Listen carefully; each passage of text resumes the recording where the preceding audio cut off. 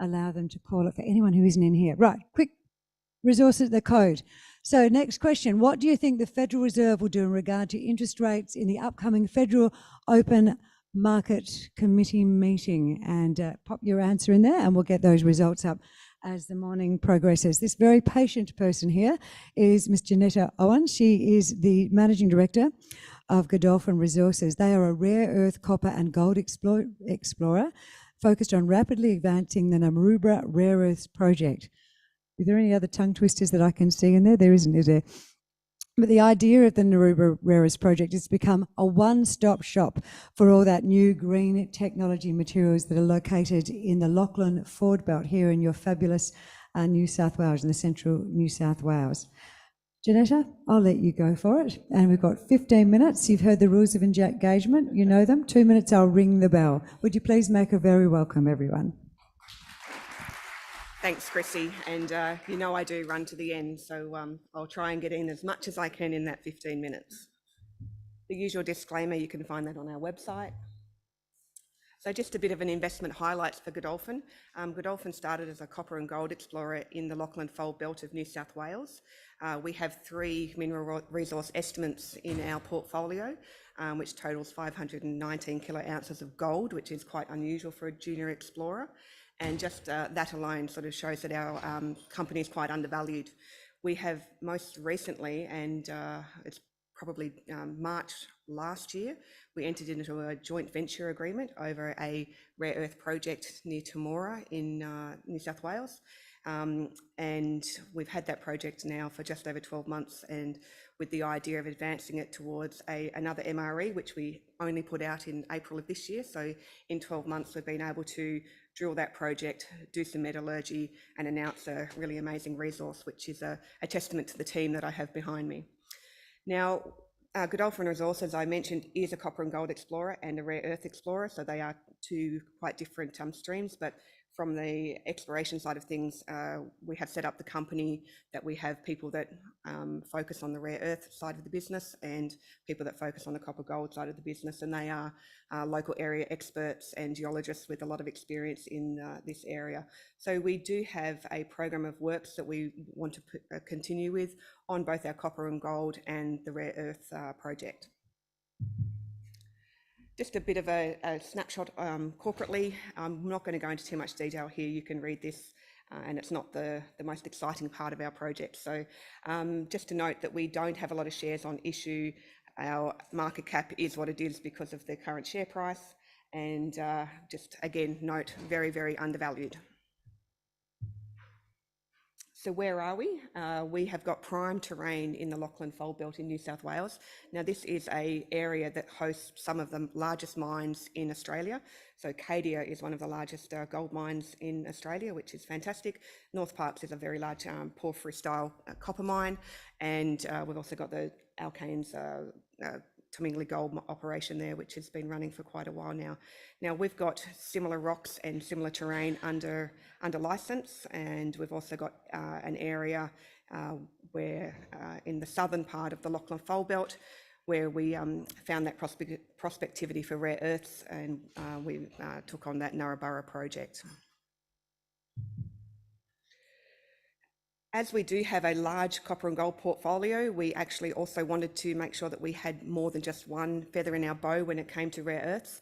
So we took the exploration criteria that we have for Narooma, so a clay-hosted rare earth project, and the other well-known rare earth project in New South Wales, which is a hard rock, the Dubbo ASM project, and we applied the exploration criteria of those 2 projects to free ground in both New South Wales and Queensland, and pegged a couple of new tenements. So that's work that we're going to be continuing on in the next 12 months, starting the exploration there.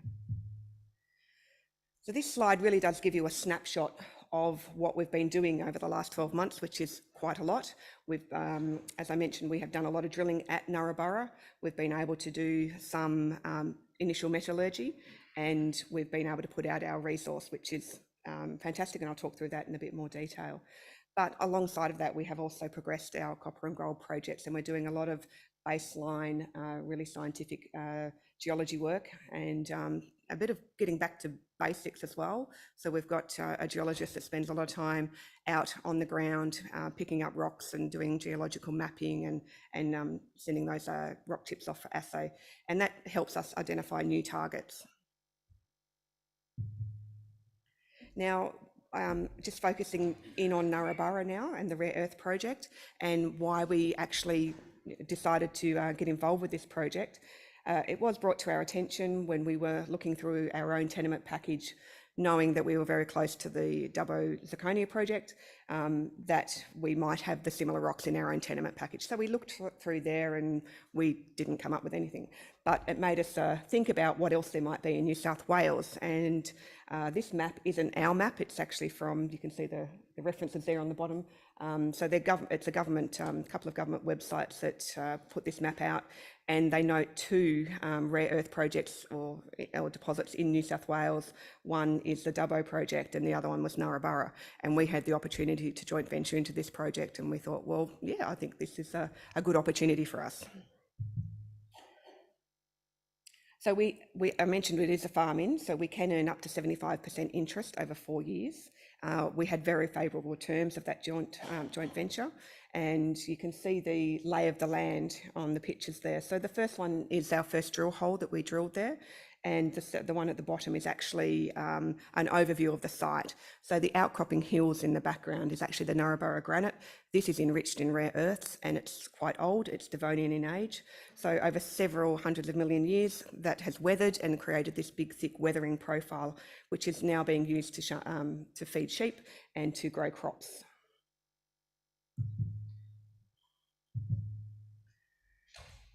So the yellow outline here is previous explorers had looked in this area, and that's why it was a project of merit. They had defined some rare earth mineralisation and a zirconium kind of flavour to that. What we wanted to do was actually focus in on those rare earths, because we did note that zirconium style mineralisation is generally associated with hard rock deposits, and all the historic drilling had only actually tested the upper clay layers. So they hadn't actually tested the bedrock. So we had a couple of options that we were thinking of. One, it might be a Ionic hosted clay deposit or another type of clay hosted rare earth mineralisation, or it could be a hard rock rare earth source. So some of the first things we did was to drill and to use diamond drilling to get down through all of the clays and test the bedrock. And although the bedrock is enriched in rare earths, and that's where it's coming from in the weathered profile, it's not of a grade that we will be able to mine.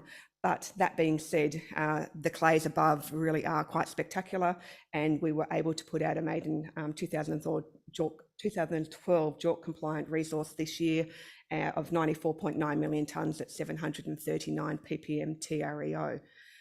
That's really quite significant for a maiden resource. It's taken us 12 months to get there, and a lot of our peers are taking several years to get to the same place. But also in line with that, we've got this 20 million tonnes of a higher grade core that we've been able to identify at over 1,000 ppm TREO, which is really for us a focus point and where we're going to look at to start our mining studies. Now, with this drilling, really importantly, what we've been able to do is identify an indicated resource. Now, this again is another step closer to being able to start our mining studies. You need that indicated resource to be that step closer. So we have the larger inferred resource, and pretty much we've got a 50-50 split of indicated and inferred, which is setting us up for a rapid pace to get towards our mining studies. The previous resource that I've mentioned from the historical or the historic explorers, we were able to uplift their grade of TREO by 126% with this latest round of drilling, which is pretty phenomenal. We also have seen an increase of 30% in the actual tonnage for this project, which is, you know, again, a fantastic result with our maiden resource. Because we did diamond drilling, we have been able to advance our metallurgy as well. We had really good sample recovery, so up to over 90% of sample recovery throughout the drilling program.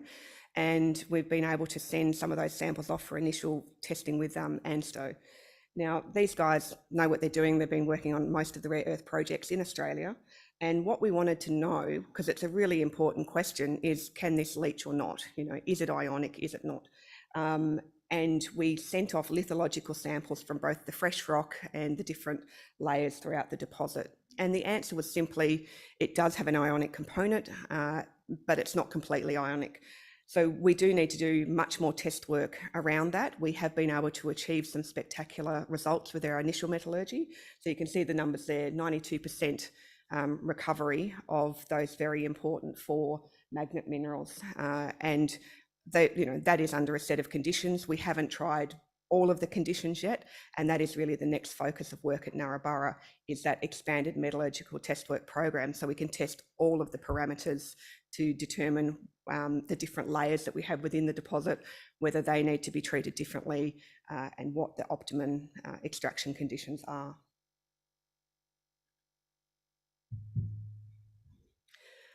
This picture gives you a bit of an idea of, it's a long section of the deposit, and I've talked about the several layers. So quite often with clay-hosted rare earth deposits, they are, you know, one relatively thin but very vast layer, and they have a very large footprint. By having this extended weathering profile and having 3 different layers stacked on top of each other in the project area, our footprint is actually much smaller, which is obviously of benefit when we're talking about open mining or open pit mining. The image to the right, or the left, sorry, is trying to describe or show the grade profile across the deposit. Now, it's a bit difficult because we have 3 stack layers and they all interact differently, but what I would like to point out to you is the circle in the middle, the orange circle, and you can see that blue is lower grade.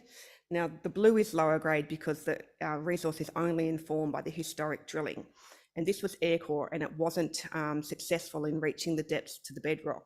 So in this part of the project area, the drilling has only gone through layers 1 and parts of layer 2, and we can tell from our geological modelling that there is going to be resources or further mineralisation below.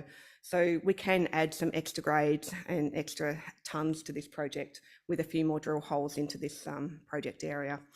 We would have liked to have done that last year, but unfortunately, you know, most of you would know that the east coast of Australia has been pretty damp. Last year we had a lot of rain and it was underwater. It's all dried up now and it's not looking like it's going to be under those conditions again for many, many, many years. It was one of those one in a lifetime events. Just a bit of a timeline of where we're looking to go in the future, and I have sort of mentioned this throughout my talk. So we want to do a lot more mineralogy. You know, for these kinds of deposits, it really all is about the mineralogy or metallurgy, sorry, and how we can get the rare earth elements out. Now, they are a basket of 15 elements, and we do want to preference those magnet minerals, the important ones, and we will optimise that metallurgy for those. We've also got some outstanding work with ANSTO around mineralogy, so that's understanding what our minerals are, how the rare earths are hosted within those clays. Are they in residual minerals? Are they adsorbed onto the outside of the clays? So that's a really important phase for us. I mentioned that we want to do a little bit more diamond drilling. We've been talking with the department, the New South Wales State Department, about doing some high logger. So that's something else we're going to be progressing this year. And that actually is a method that scans our drill core that we've already drilled and develops an alteration and mineralogy, I guess, pattern to what we have identified so far and what we can look for outside. And we want to start a mining study. So this is really important because we've already identified that indicated resource. We can move forward with the additional metallurgy into a scoping style mining study by the end of the year. If we do more drilling, naturally we'll be able to update the resource. So that will be another piece of work that will happen by the end of the year. Alongside of that, we do have our copper and gold projects. Now we do want to do some drilling at Cyclops, which is in our Yeovil tenement. And we did receive some government funding to assist us with the drilling costs on that project. We were successful in a grant. So we want to progress the copper side of the business by drilling at Cyclops. There's 2 other projects at Yeovil, and I will skip through to show you the area where we want to drill in Yeovil. And these are copper porphyry style mineralised systems. And we've got 3 different target areas in Yeovil that we want to be drilling by the end of the year. We have drill ready targets there ready to go, and it's just a matter of getting on the ground. I think that's me. Thank you so much. Thanks. Well done, Godolphin. Put your hands together for Godolphin and Jeneta, please, everyone. I was looking for you everywhere, but you don't usually sport a little facial hair. You had me on the hop there, Mr. Platel. Okay, right. Before he comes up here, there was a suggestion made to me earlier, and as you know, we at Vertical Events love suggestions, and we like to make things easier for you. In the program that you have, so we give you the little program that you've got there in front of you with everyone in order, and Wally puts together the Resources Roadhouse for you, which has got an outline of all the companies in it. And it was pointed out to me that it would be very handy if everyone was in order. I will say to you that if they're not in order, because sometimes we do have to make late-minute changes, people come and they go, etc. But I will say to you, what I will make an effort to do is before everyone comes up, I'll tell you where they are in the program so you're not searching for them. So all of our next presenters are on pages 50 and 51. So if you're looking for a little background on them. Mr. Platel, let's talk about Charger Metals. So Aidan is an experienced geologist. He's been a mining executive for over 25 years. He loves the minerals industry. He loves Charger Metals. Why should you love it? Let's press the buzzer, start and find out. Welcome, sir. Yeah, thanks very much, Christy, and good morning, everyone. Here today to give you a very brief update on Charger Metals and in particular on our very highly prospective key lithium assets here in Australia. I've got the usual disclaimers which you can read through at leisure. So I'd like to begin today with a very brief overview of who we are at Charger Metals and what exactly we're doing. I guess in a nutshell, we're an ASX listed junior explorer, and we're very much focused on aggressive exploration of our 2 highly prospective key lithium assets here in Australia. In WA, we have our Lake Jauncey lithium asset, where our maiden drilling program, so our first drilling program at our first high priority target, successfully intersected high-grade lithium mineralisation within spodumene-bearing pegmatites. We've already got preparations underway for follow-up extensional drilling to test for the scale potential of that high-grade lithium mineralisation.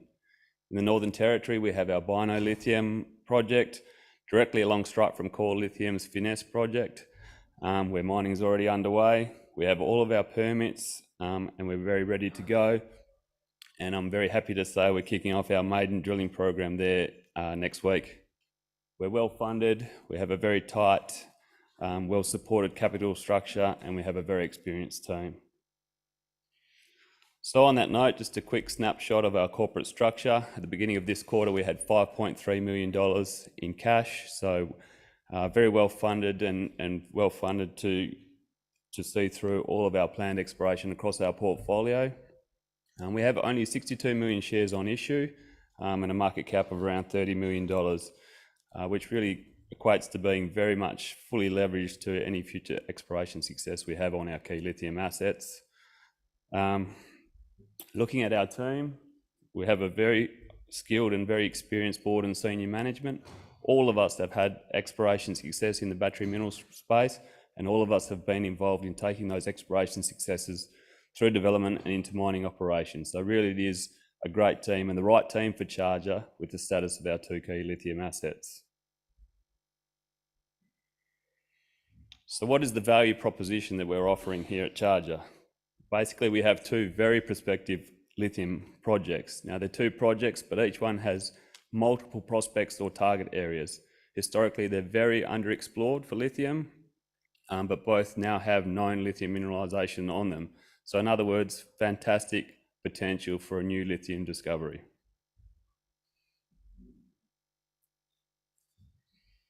The other key factor about our projects is obviously the location. Both of them are located in Tier 1 Australian jurisdictions with all of the lithium mining already in place, infrastructure, ports, rail and mining infrastructure.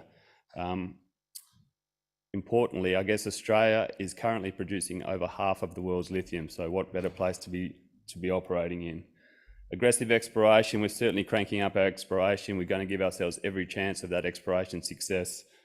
So we're really gearing up to to get stuck into those projects, particularly in the Northern Territory, which is now entering into the dry season.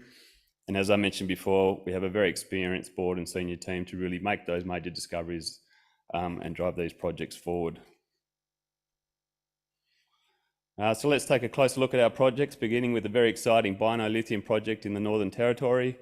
Very good location, only about an hour's drive from Darwin and 63 square kilometres within a non-spodumene producing province.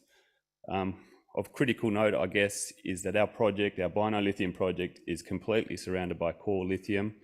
It's a Finnish project. Now, if you're not familiar with Core, they have resources of about 31 million tonnes at 1.3% lithium oxide. They're already into mining and shipping of concentrates. They're well underway.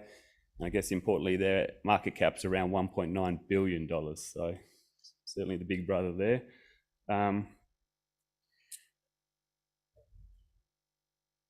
I guess on our front, and we can move on to the next slide there.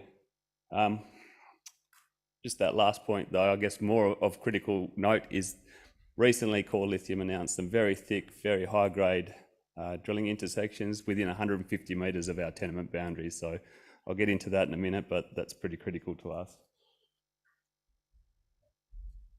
So as the aeromagnetics on the far right there suggest, we certainly seem to have contiguous geology with the core ground to the north, the lithium mine, with two main LCT prospective corridors, structural corridors, you can see there in the blue on the aeromagnetics, running right through our tenure. We've certainly got into our tenure and blanketed most of it with systematic soil samples. And through that soil geochemistry, we've certainly defined some strong lithium surface anomalies that represent high priority drill targets. As I said, we're fully permitted. We have all of our access in place, Aboriginal heritage. Everything's ready to go for a very large drill program. And as I said, we're kicking off our maiden drill program, 2,000 metres of RC at this stage, starting next week. As I said, we're getting to the end of the wet season, into the dry, so touch wood. It's all rock and roll from here forwards. Looking more closely at those targets we're going to begin drilling with, and there's the Enterprise prospect, which is probably first cab off the rank. As you can see there, it's quite a large soil anomaly extending for 500 metres of strike and about 200 metres wide. It's striking north-northeast to south-southwest, and if you follow that strike down to the south, you're going to that small rectangles. So if you just see there, those little rectangles there, they are actually carved out mining leases, again, owned by Core.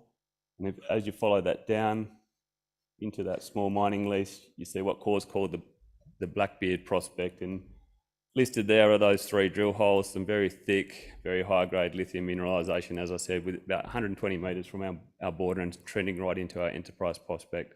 So any one of those intersections on our ground would really result in a large re-rate for Charger, and hence Enterprise is a very compelling drill target that we'll get stuck into straight away. Another key prospect area that we're going to be drilling next week is the Megabucks, which sits across the highway there from Enterprise. It's a very large target with huge potential for scale. We see there, we have an 800 metre long soil anomaly, strong soil anomaly, and it's coincident with a pegmatite. The pegmatite has been mapped by historic trenching in the 80s. The pegmatite itself is over 500 metres long and up to 70 metres wide, and typically 40 metres on average wide. So real potential for scale and a very strong, compelling drill target. Moving on to the Old Bucks prospect, which is very close to the Megabucks prospect. And again, we see that strong, large soil anomaly, lithium in soils anomaly.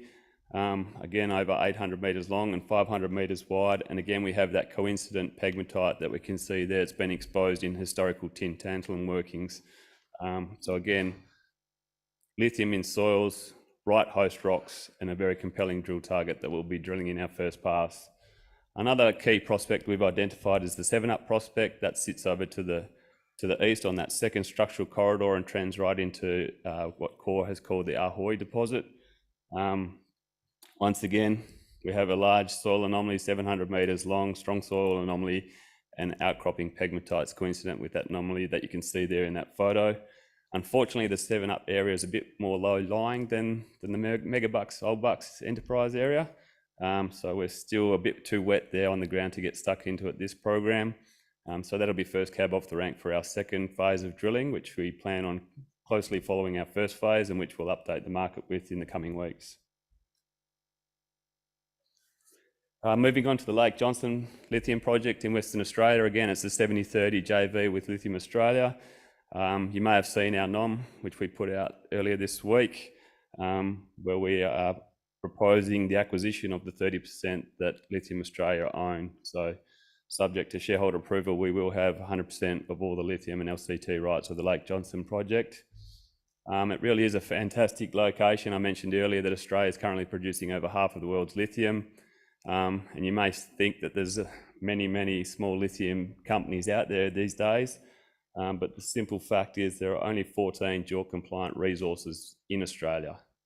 And as you can see on that map, there's 10 of them. 10 of the 14 deposits are in that Yilgarn lithium province, and there's our Lake Johnson project smack bang in the middle of those, and 70 kilometres from the largest one being Earl Grey. So it really is fantastic location for prospectivity, but also the port, the rails and the mining infrastructure that WA has.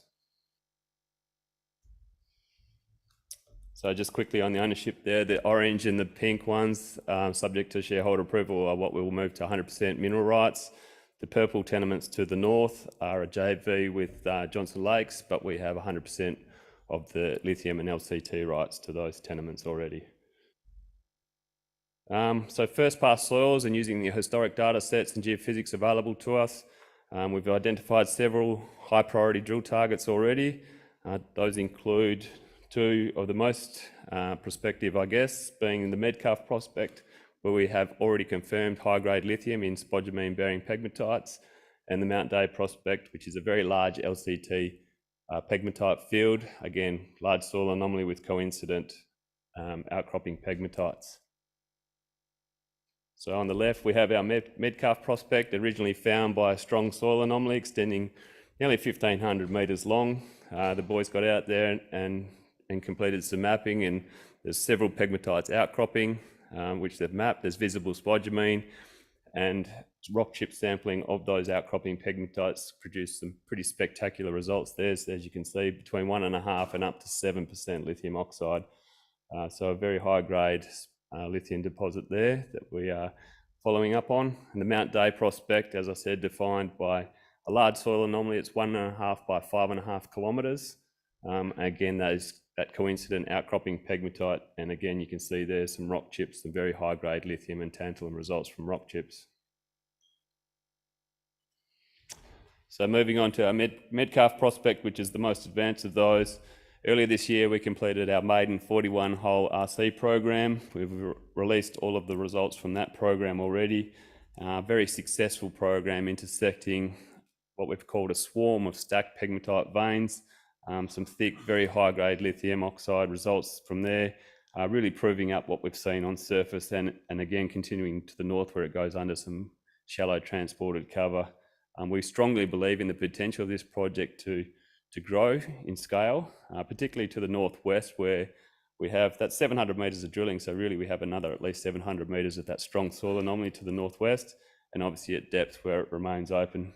So preparations are underway for the next drilling program there, which will have to involve some diamonds so we can get into the network.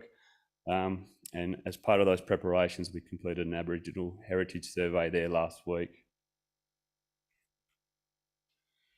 So this is that same plan map at Metcalfe, and again in a cross-sectional view. So you can really see what we're looking at here, that swarm of stacked pegmatite veins. It's in a sheared amphibolite, so it's really just been pushed into that fabric of the rock. If you'd like an analogy, it's really like the hand. So what we've intersected are the fingers in those stacked veins. And what we're looking for at depth and hoping for at depth is we get into the palm area where these veins combine as it gets closer to the source. And we get some really thick intersections of that high-grade lithium mineralisation.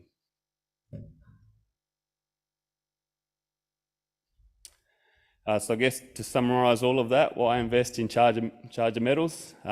First and foremost, we're very much lithium focused. Now, I haven't even attempted to get into the thematics of the lithium pricing and the markets, but suffice to say, lithium is in huge demand, and that's only increasing with the ever increasing markets in the battery space and the EV space. So We're very happy to be in lithium, and I really think it's the commodity to be focused on.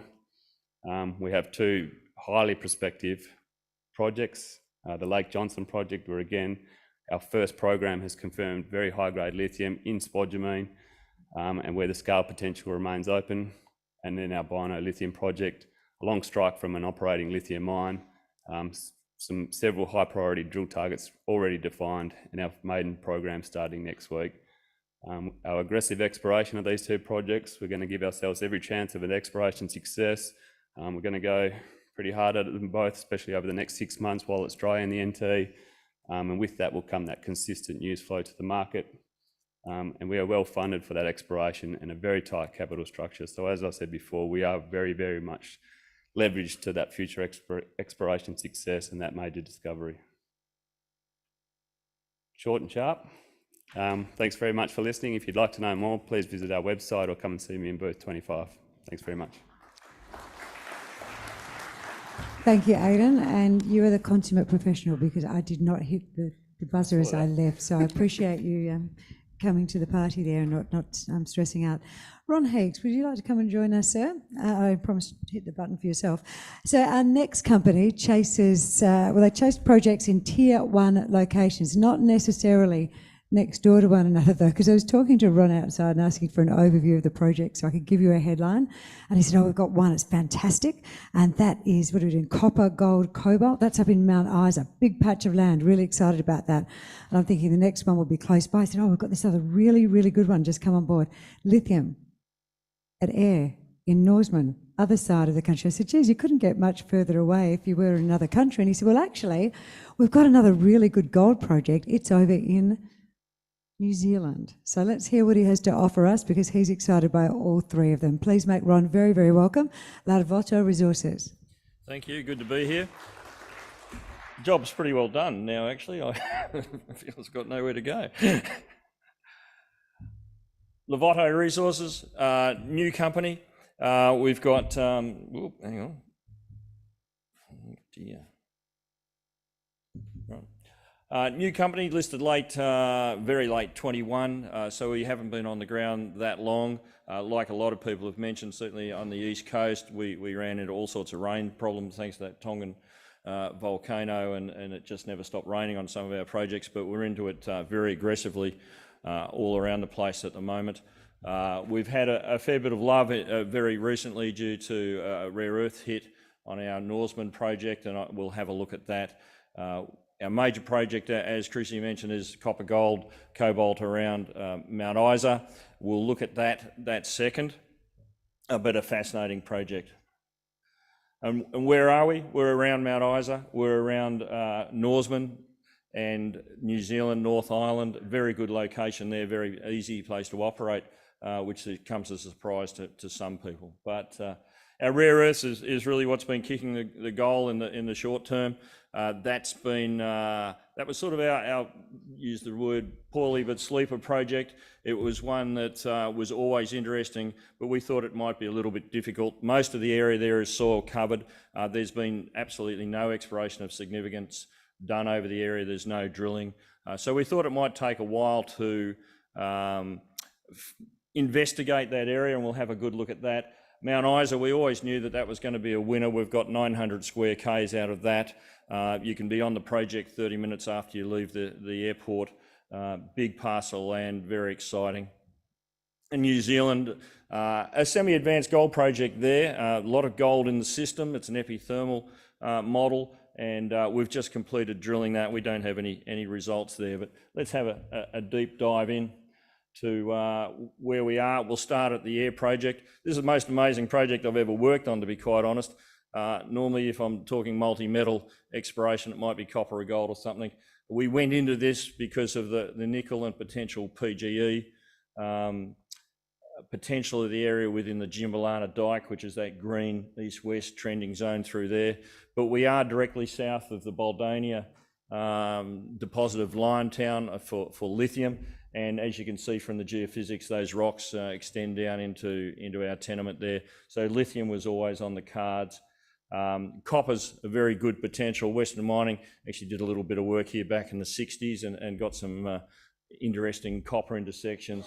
And then recently we've had a rare earths hit of significance up to 12,600 ppm rare earths in clays. So an amazing area, really. It's what do you assay for? 600 square Ks. It's early stage, as I say, it's all undercover, but a lot of work to do here, and it's advancing very well.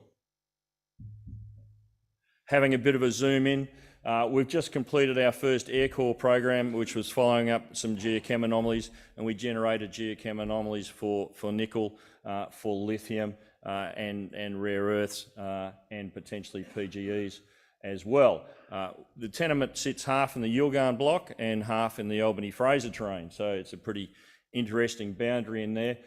You actually know about it when you walk across it. The vegetation anomaly is really quite extreme, so it's a very easy one to pick on the ground. All the news at the moment, though, really is about the rare earths hit.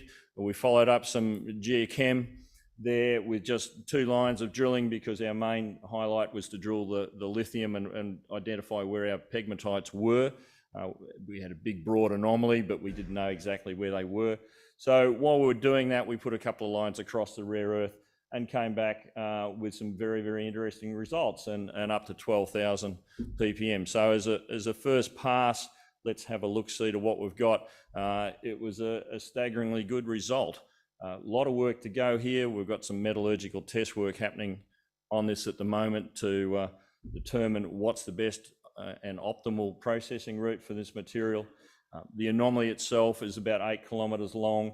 We've drilled two lines 500 metres apart.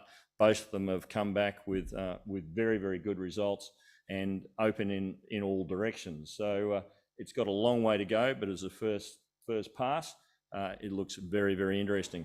We'll be back into this area very shortly with an RC rig and following up the lithium potential of the pegmatites. The air core rig couldn't go through the pegmatites, they're too hard. It was really just about finding where they were. So we'll get back into there, and we'll also drill some nickel and PGE targets as well. A very, very interesting target that's aligned to the pegmatites, and on that map you can see where the pegmatites, where we now know they are. But adjacent to that is an ultramafic unit. We've got significant intersections of up to 0.15% nickel in oxide material, so we're not into the hard rock there.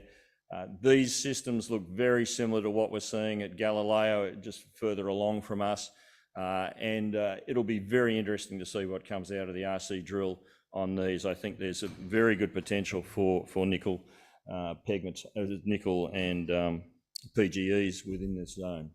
So a fascinating area and a lot of work to go, but we're going to be seeing some pretty interesting results come out of this in the very near future. A little bit more on the nickel and the other geochem anomalies. This is within the Jimbalana Dike. 0.1% nickel in soils, incredibly high values for soils, and with coincident EM and coincident copper, and in some cases chrome. So we look forward to following these up. And as I say, it's quite unique to have so many different options on one project area. And just another example of more nickel anomalies. They're nice and tight, they tie in with geology. I should mention the rocks under here are norites, and if you're going to go looking for nickel around the world, it doesn't get any better than drilling norite rocks. Mount Isa, our lead project, 900 square Ks of ground, just outside of Mount Isa, literally 30 minutes drive from the airport, directly south of the main operation as well. The tenements there we acquired from a deal with Rio. They were actually the exploration licenses that formed the main Mount Isa mining leases. Very little work being done on them, amazingly. Very little work done on the project area itself. We're starting intensive soil geochemistry at the moment. Geological mapping, we've got a big team out here in the field. We've got 4 geos and 8 fieldies going hard at the moment. Our biggest single issue here is prioritising targets, and there's a lot of them. And This area, the only analogy I can relate to this area is that when I first went to Kalgoorlie in the very, very early 80s, Kalgoorlie was surrounded by lines of workings with no drilling, and that's what this area is like. There's workings all over the place, long lines up to 4 kilometres long of historic workings. There wouldn't be 40 drill holes in the 900 square kilometres of ground here, and the majority of those have mineralisation in them. It's quite amazing that you're in one of the world's great copper provinces. You're 30-minute drive from a smelter, and there's been no exploration. And from what you've seen from other presenters that have been up here over the last couple of days, there's a lot of activity happening in this area. There's more news coming out of here every week now than what used to come out every year. And there's a lot to go on this area, and we're getting into this big time now. We'll have a look at a couple of the areas there, just to give you a feel for what's going on. One of the lead projects, Yamamilla, 4 kilometres of strike, geochem with a coincident VTEM anomaly sitting over the top of it. It was drilled more than a few years ago. There's a hot drill hole about every kilometre. Every one of those holes is mineralised, and nothing's been followed up. So looking forward to getting up there and getting into this. As you can see, a big working at the end of the zone there. The other really interesting thing about this area is the amount of cobalt that we're seeing. It was never really assayed for, but we're getting up to 9% cobalt in rock chips around the area. So as a copper, gold, cobalt credit, it could be very, very interesting what comes out of this.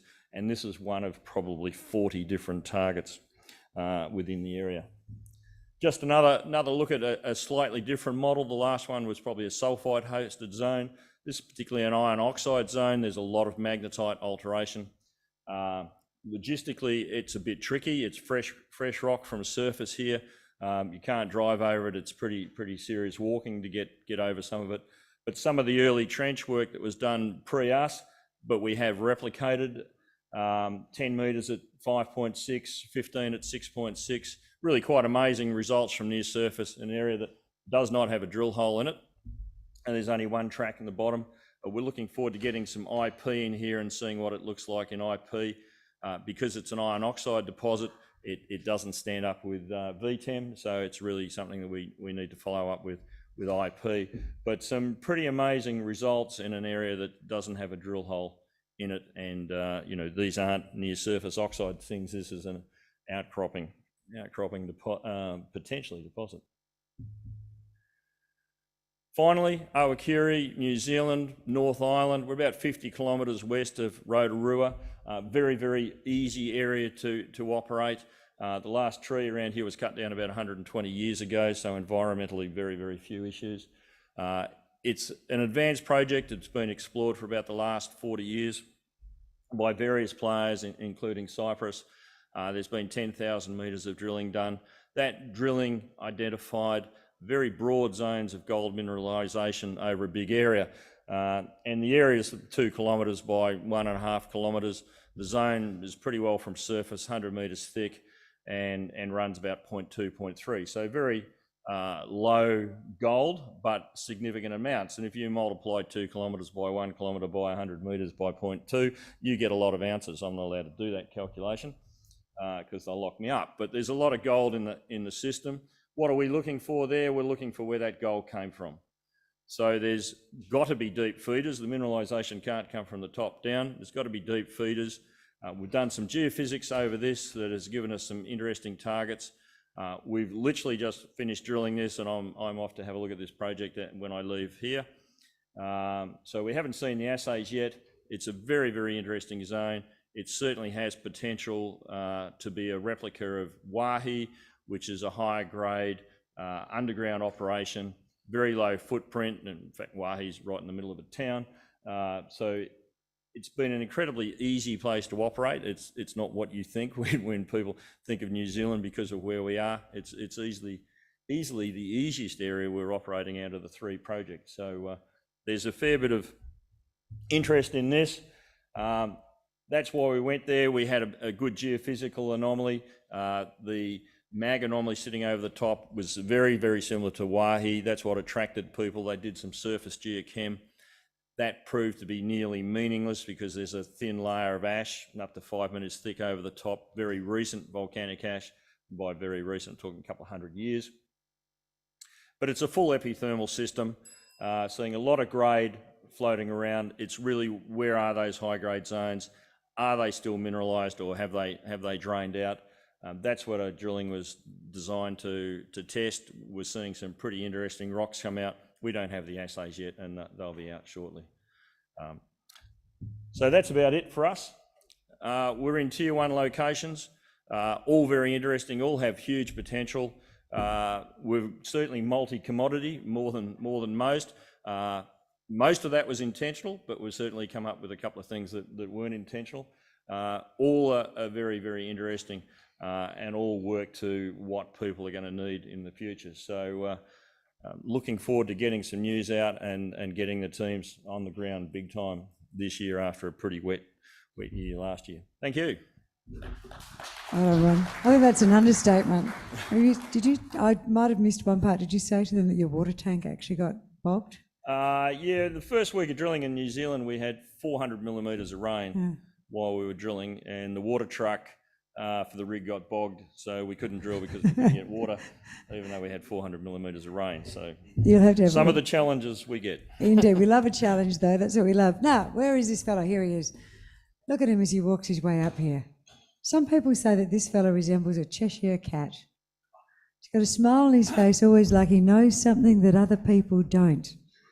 But he's always willing to share that info, aren't you? All right? Sometimes. Well, they said something else nice about you too, the most knowledgeable rare earths exec in the room. So would you please join me? It's a big claim to live up to. The MD of Ionic Rare Earths Limited, Mr. Tim Harrison. Thanks for those kind words. Thanks for everyone for attending. So Ionic Rare Earths, we are developing an ionic adsorption clay project in Uganda, and looking at taking that product, rich in both magnet and heavy rare earths, into a Western supply chain. Early stages, but huge support from a number of stakeholders in developing that alternative, secure, traceable supply. And the third aspect of the business is magnet recycling, which is progressing extremely well over in the UK. This one probably gives a very good overview of just the dominance that China has in the rare earth industry, in the entire supply chain. It is a monopsony. The further you go in the supply chain, the more you have to deal with China as a customer.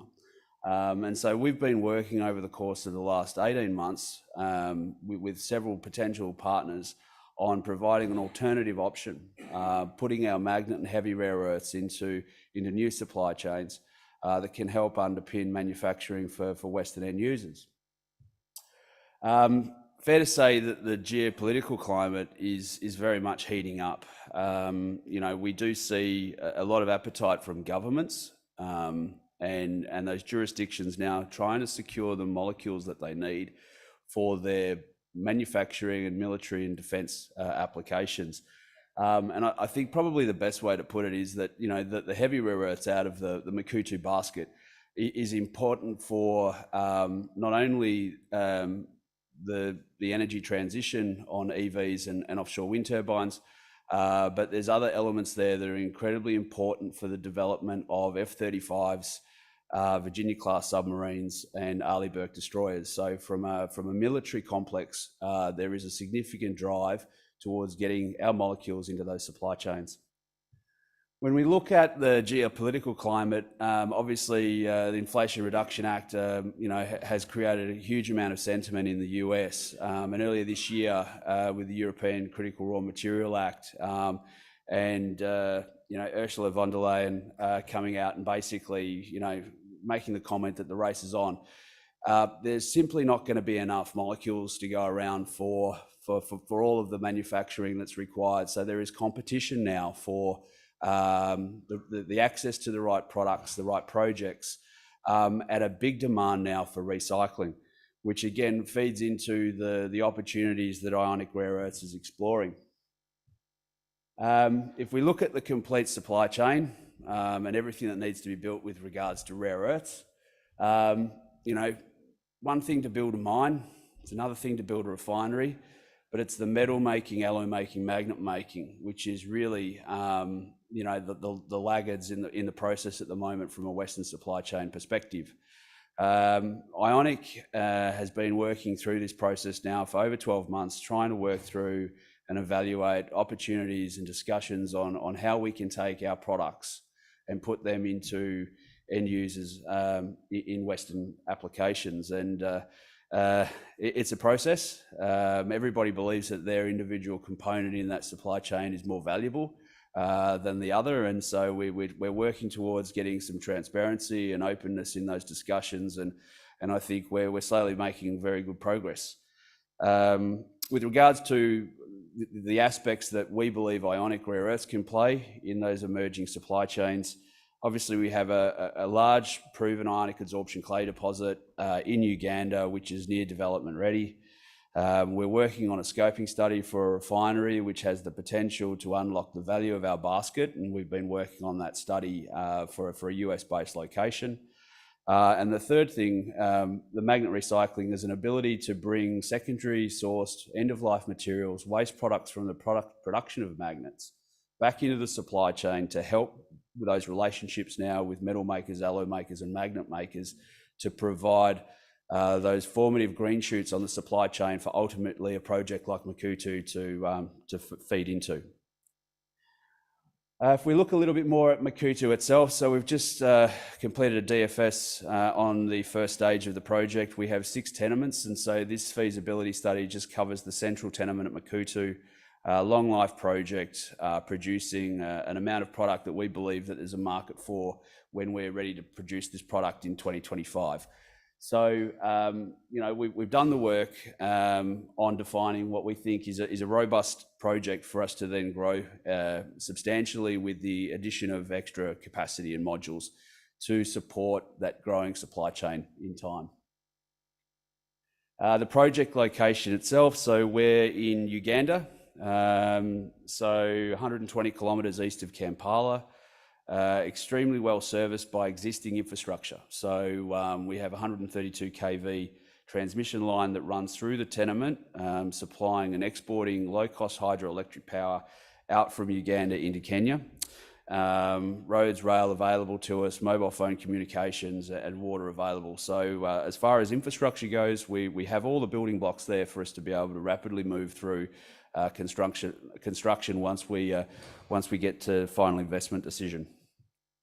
Looking at our tenements and the mineralisation, so we've got about 300 square kilometres of mineralisation. The mineralisation stretches approximately 37 kilometres end to end, 3 metres of cover, and then underneath that we've got a clay zone that's anywhere from 5 to 30 metres thick. The feasibility study is on the central tenement, which is the 35-year life project that we've defined to date. Very shortly we'll be mobilising drill rigs to work on increasing the classification on the resource out on the western tenement, and also out on our eastern and northwestern tenements, where we'll be continuing to do more exploration reconnaissance drilling. To put into context, we've got a large exploration target that has the potential to double the existing resource just on this tenement alone. We drilled 23 holes, 25 holes, 23 came back with thick ionic adsorption clay mineralisation intercepts back in 2021. So we're keen to get out there and do more drilling here, and we've got a new prospective tenement to the northwest where we haven't drilled as yet, but we have had some very encouraging metallurgical results up to the northwest. So we're quite excited about this new northwest tenement. I suppose, you know, the thing that we're very excited about, in addition to obviously the potential of Makuutu, is the huge progress that we are having with Ionic Technologies, which is our magnet recycling subsidiary that we acquired last year. We rebranded, and we're in the process now of building a demonstration plant in Belfast. Yeah, I think the appetite now for magnet recycling is certainly growing substantially with the European Critical Raw Material Act. They've mandated that by 2030 they want 15% of what's now classified as strategic raw materials which are the magnet rare earths, to be sourced from recycling. So we see this as being an area that's going to grow substantially, and the ability to bring on, near-term production of magnet rare earths ex-China. If we look at the data that suggests the current magnet recycling probably makes up around about 40% of the total magnet rare earth supply chain. That's probably a reflection of the fact that when you make a magnet, about a third of the material that goes into making a magnet ends up as waste products that can't simply be redeployed back into making magnets via a short loop recycling. The technology offering from Ionic Technologies is a hydrometallurgical process that chemically extracts the rare earths, separates them into the individual magnet rare earth oxides, and then refines them to the high purity oxides. So we can take varying compositions of magnets, separate the individual magnet rare earth oxides and put them back into supply chain for our partners to then use that material to make a wide array of different magnet applications. Talking a little bit more about sort of the progress that we have been making in Belfast in the UK. We finalised the acquisition in April last year. The UK government gave us a grant for £1.7 million in September, and we've been rapidly working through the development of a demonstration plant in Belfast and setting up a new facility there where we're planning on processing approximately 30 tonnes of permanent magnets, waste material, to produce 10 tonnes of oxides per annum. We've got about 50 tonnes of magnets in inventory. We think there's an ability to decouple or debottleneck, I should say, the demonstration plant. And we have had a tremendous amount of interest from various stakeholders and I suppose a growing appreciation and opportunity that's happening in Belfast, with certainly a lot of policy around the UK government's willingness to accelerate more investment in Northern Ireland, but also with regards to the appetite and availability now for European investment directly into Northern Ireland via the Windsor framework. So simply put, we're taking end-of-life materials, so waste magnets, we turn them into the oxides, separated oxides, and then we're able to provide those to our supply chain partners to turn those back into high purity magnets. Just a little bit of detail on sort of the facility that we're building, and we're very excited by this. We're in commissioning now, and we expect to be making separated oxides next month in Belfast. And so with that, the company does move to a production of rare earths, and we're able to now move forward with our supply chain engagement. If we look at sort of the timeline and what the company's been focused off, I mean, we initially took a 20% interest in Makuutu back in August 2019. And it's been the focus of a lot of work over the first few years of development at Makuutu. Added in Ionic Technologies last year, and I think we've now positioned ourselves and laid a very good framework and a base for us to now, work through a number of catalysts through the rest of 2023. We are finalising now and expecting to get our mining licence application at Makuutu very shortly, working with our partners and stakeholders there with the Ugandan government.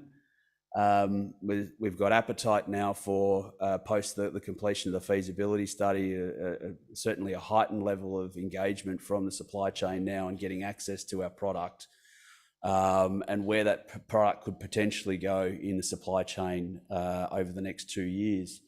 And coupling that with the progress that we're making with Ionic Technologies, probably an opportunity to greatly accelerate our supply chain engagement through the rest of 2023. Just to finish off where we are, just the corporate snapshot. Market cap's around about $100 million. I mean, rare earth prices have probably pulled back about 60% over the course of the last 12 months. Through the development of our project, and people in this room probably very familiar with the Lassonde curve. We expect that coming out of the feasibility study now, close to making an investment decision, but also being a near-term producer of magnet rare earths, you know, we do expect in the near term the potential for a significant re-rate. And just to leave you with, I suppose, the value proposition, you know, it's a large proven ionic adsorption clay deposit, near development ready. It's the only product that's near development ready that's not committed to China. So with that, an opportunity for us to be one of the early movers in Western supply chains, especially for supplying heavy rare earths to end users in those Western jurisdictions. Makuutu will get larger with time. We've got a lot of exploration potential, a modular development, low capital, producing a magnet heavy rare earth product with no radionuclides. And that affords us the ability to look at a lot of different other ways in which we can monetize the mixed rare earth carbonate that'll be produced at Makuutu. And, you know, with the exposure now to magnet recycling, we are in the, I suppose, at the pointy end now of being able to meaningfully engage on the supply chain. So thank you very much for your time. We're at booth 55 and yeah, welcome any catch-ups later today. Thank you. Thank you, Timothy. Well, the room seems to be getting a little fuller. We're going to talk about copper now. As we all know now, it's a vital mineral in the drive to electrify modern society. We've heard that the number of new Australian producers preparing to enter the market is limited. Next on stage at RIU, the anomaly. Austral Resources Australia Ltd, actively engaged in mining and producing high quality 99.99 pure LME grade A copper cathode. And this is not the cleaner down the front, the floor fluffer. This fella here knows all about the fact that they are well positioned for future growth with a substantial 2,000 square kilometres of exploration tenure in very highly promising territory. So sharing additional insights on Austral today is the company's Managing Director and CEO, he of the large pecs, to lift that large bit of metal that he's just unveiled at the front there. Would you please welcome Dan Jauncey, everyone?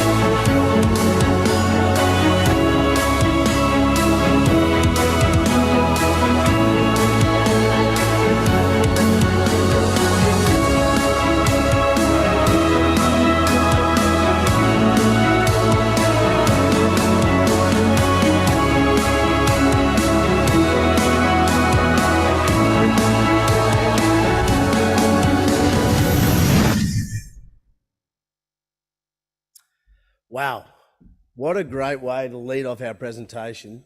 I'm a big fan of probably showing more than telling. So, you know, one of the things that makes us quite unique is that we are a producing copper mine.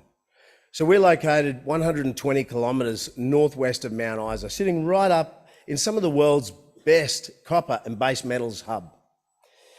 I've dragged a plate of 99.99% pure copper cathode all the way to Sydney to show you that, again, it differentiates us with a lot of companies that we are producing copper. So just to recap that video, you know, some of the stuff that you saw, we've got, you know, we get asked a lot, you know, who are you? Where'd you find the footage of the processing facility? Where'd you find the footage of the mining campaign? And I see one of our representatives here of our mining partners here in Tees, you know, that's them, that's us. We're there producing copper, we're mining.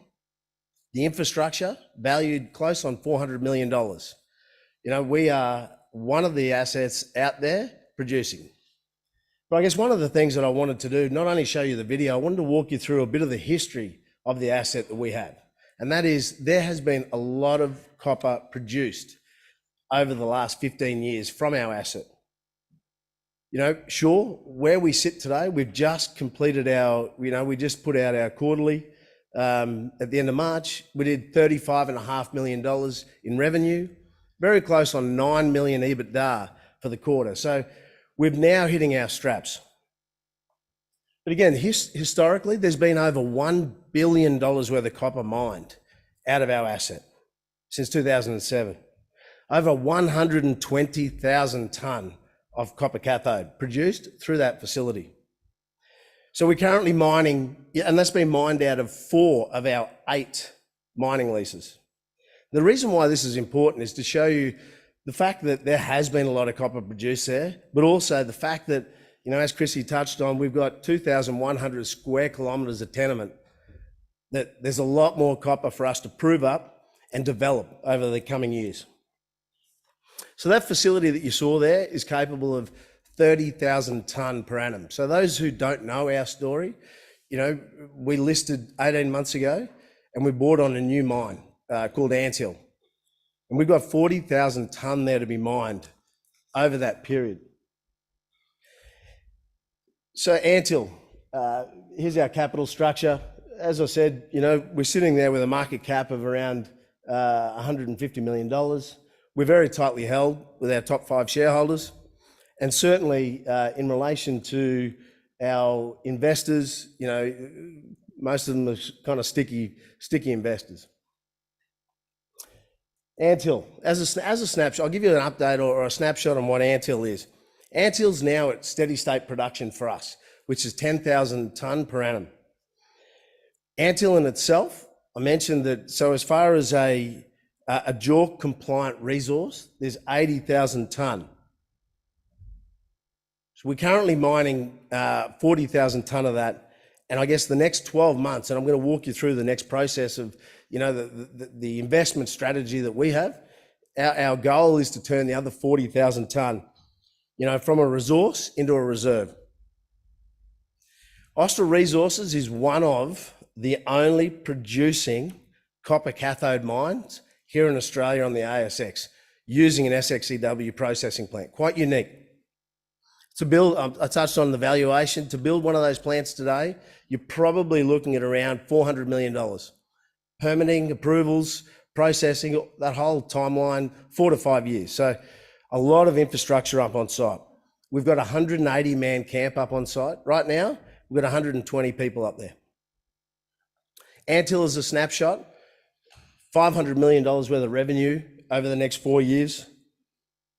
Tie that back in with our March update.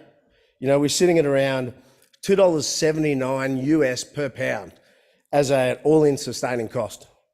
Certainly makes us where copper's trading today, certainly makes us a very, very solid investment.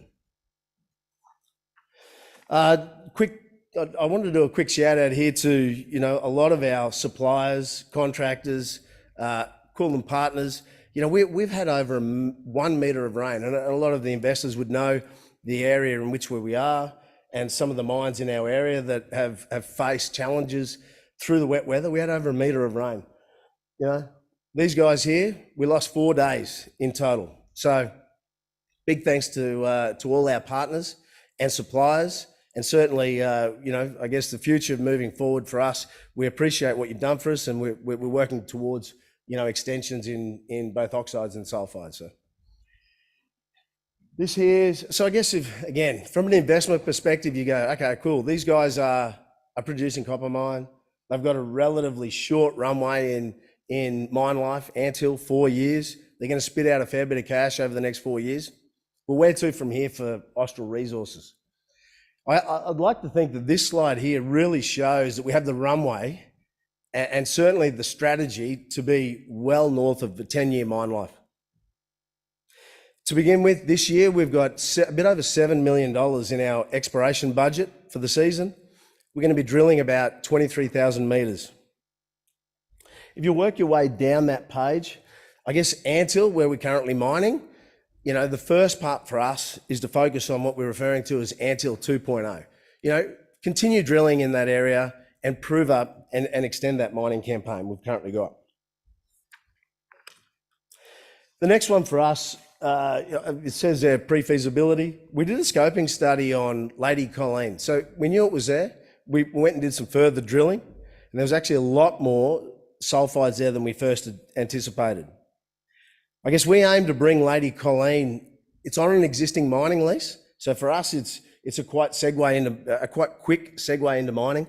We intend to start mining that as early as next year. That's going to double our revenue stream, and we'll end up an oxide and a sulfide miner.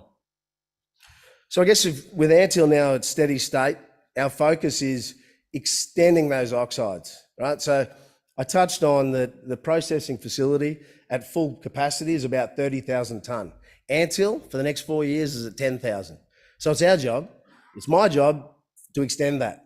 So that's what the team's focusing on, finding more feed to put into that processing facility, feed the beast. I guess the other thing I'll touch on here is some existing mining pits in Lady Annie, Lady Brenda, and Flying Horse.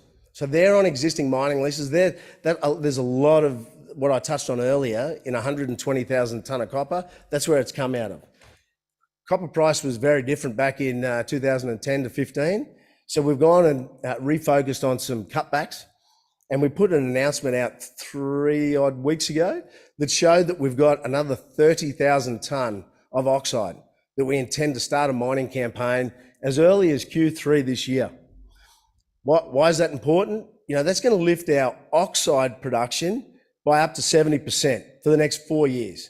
So we as a business, we've just added further revenue stream. I touched on our, all-in costs. That's going to drop the fact that they're existing pits. The strip ratio is substantially lower. They're on existing mining leases. So it's a very quick way to production for us. So our goal, I guess, over the next 18 months is to end up at a 30,000 tonne per annum company.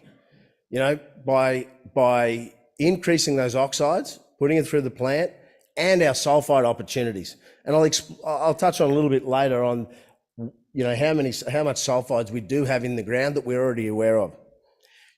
Austral lifting to 30,000 tonne per annum certainly makes us a very significant business. I kind of touched on this already. It's talking about our growth strategy, and I'm looking at short, medium, and long term. For us, short term is absolutely finding further oxides, which I think we've just done, and feeding it through the plant so we can increase that revenue stream. Medium term, pulling on Lady Colleen, our other sulfide opportunities, working with some of our partners again in a tolling arrangement or a processing arrangement. And then long term, again, extending, through further drilling campaigns.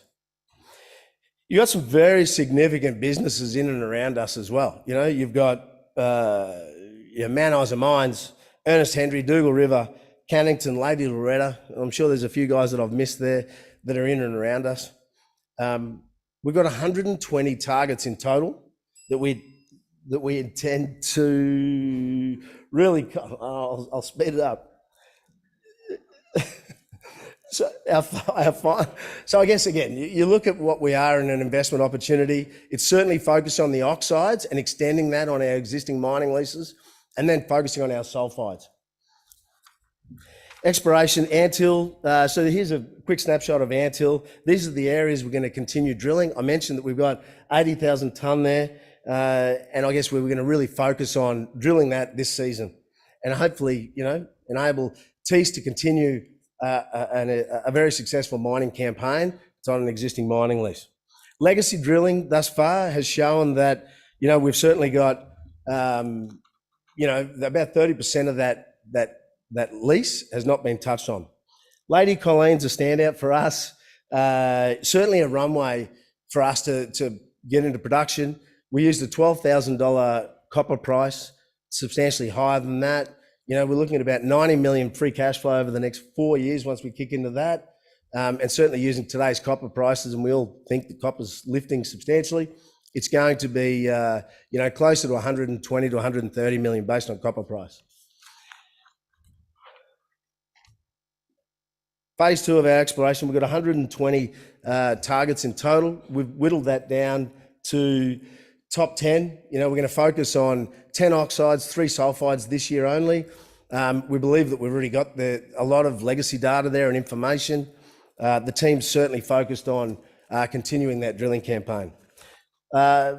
Partnerships, I touched on our current mining campaigns, but we've also entered into a joint venture with Glencore. They've been a great partner for us to date. We've got a 300 square kilometre tenement package on our northern side, which butts onto Lady Loretta in and around that area, that we're continuing to, $6.3 million will be spent by Glencore over the next 4 years. They're certainly focused on, zinc, sulfide, and any oxides found within our tenure remain 100% ours. So we're both on the same page with that. Quick summary. I guess I touched on, we're in the right country. From a tenement package, there's around 262,000 tonne of copper mined out of the Mount Isa area annually. Our goal is to increase that. We're a producing copper mine. We're now producing a 10,000 tonne per annum. We want to triple that over the coming years. We've got a lot of infrastructure valued at over 400 million. And on top of that, we're now making cash. Makes us quite unique. Now's the time to be investing in AR1. Stewie, shout out to you. Ticker code AR1, load up. Thanks, Chrissy. Got on you, big fella. Do you want to come back here for 2 seconds? Mr. Jauncey, come back here for 2 seconds. Jackson, you got your camera ready? Sorry? Jackson, come and get your camera ready. You've got 30 seconds. I timed you nastily because I know you've got a propensity to try. This doesn't matter what it said. It's what I'm in charge. Doesn't matter. All right. Let's see how strong you are. Can you get a picture of him pitching? Can you pick it up by yourself? I want to see if it's actually possible. Has anyone else tried to pick this up?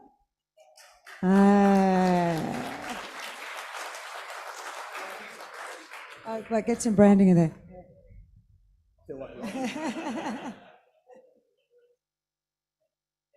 Good on you, Dad. Well done to you, mate. Well done. Good presentation. Please make him... Are you going to carry it off the stage by yourself, or do you need minions? Yeah? Tony Rivera's got minions. He could bring some of those in here for you. No. While you're doing that, I will get someone to help. Are you really going to leave it there? What did your mother teach you? Honestly. Hold on a second. We'll pop this down here. That down there. Our next presenter, he's an auditor. He will audit you. Just watch it. That's his former life, wasn't it? He's not here as an auditor now. In fact, our next 2 presenters have got something in common. They've got a link between them. I'll go into that in a little while. Let's have a focus on what Latin Resources is going to talk to you about. So Latin Resources is our next company. They're an Australian-based mineral exploration company.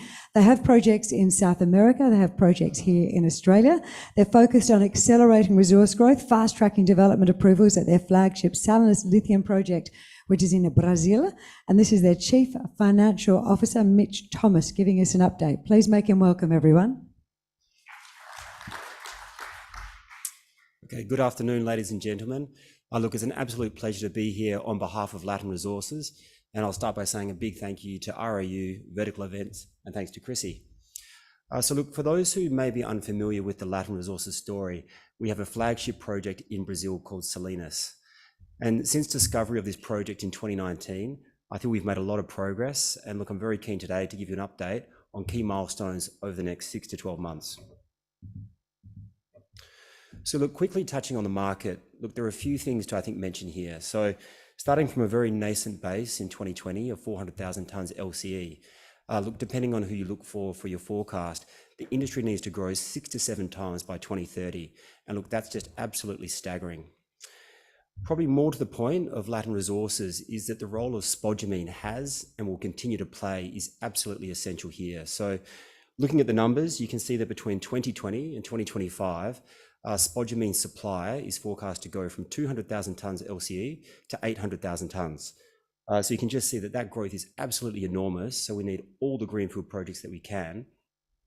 And I think more to the point is that we really don't have a clean energy transition if we don't have spodumene. A few key points why that is the case is that, look, it's proven, it's tried and tested, it works.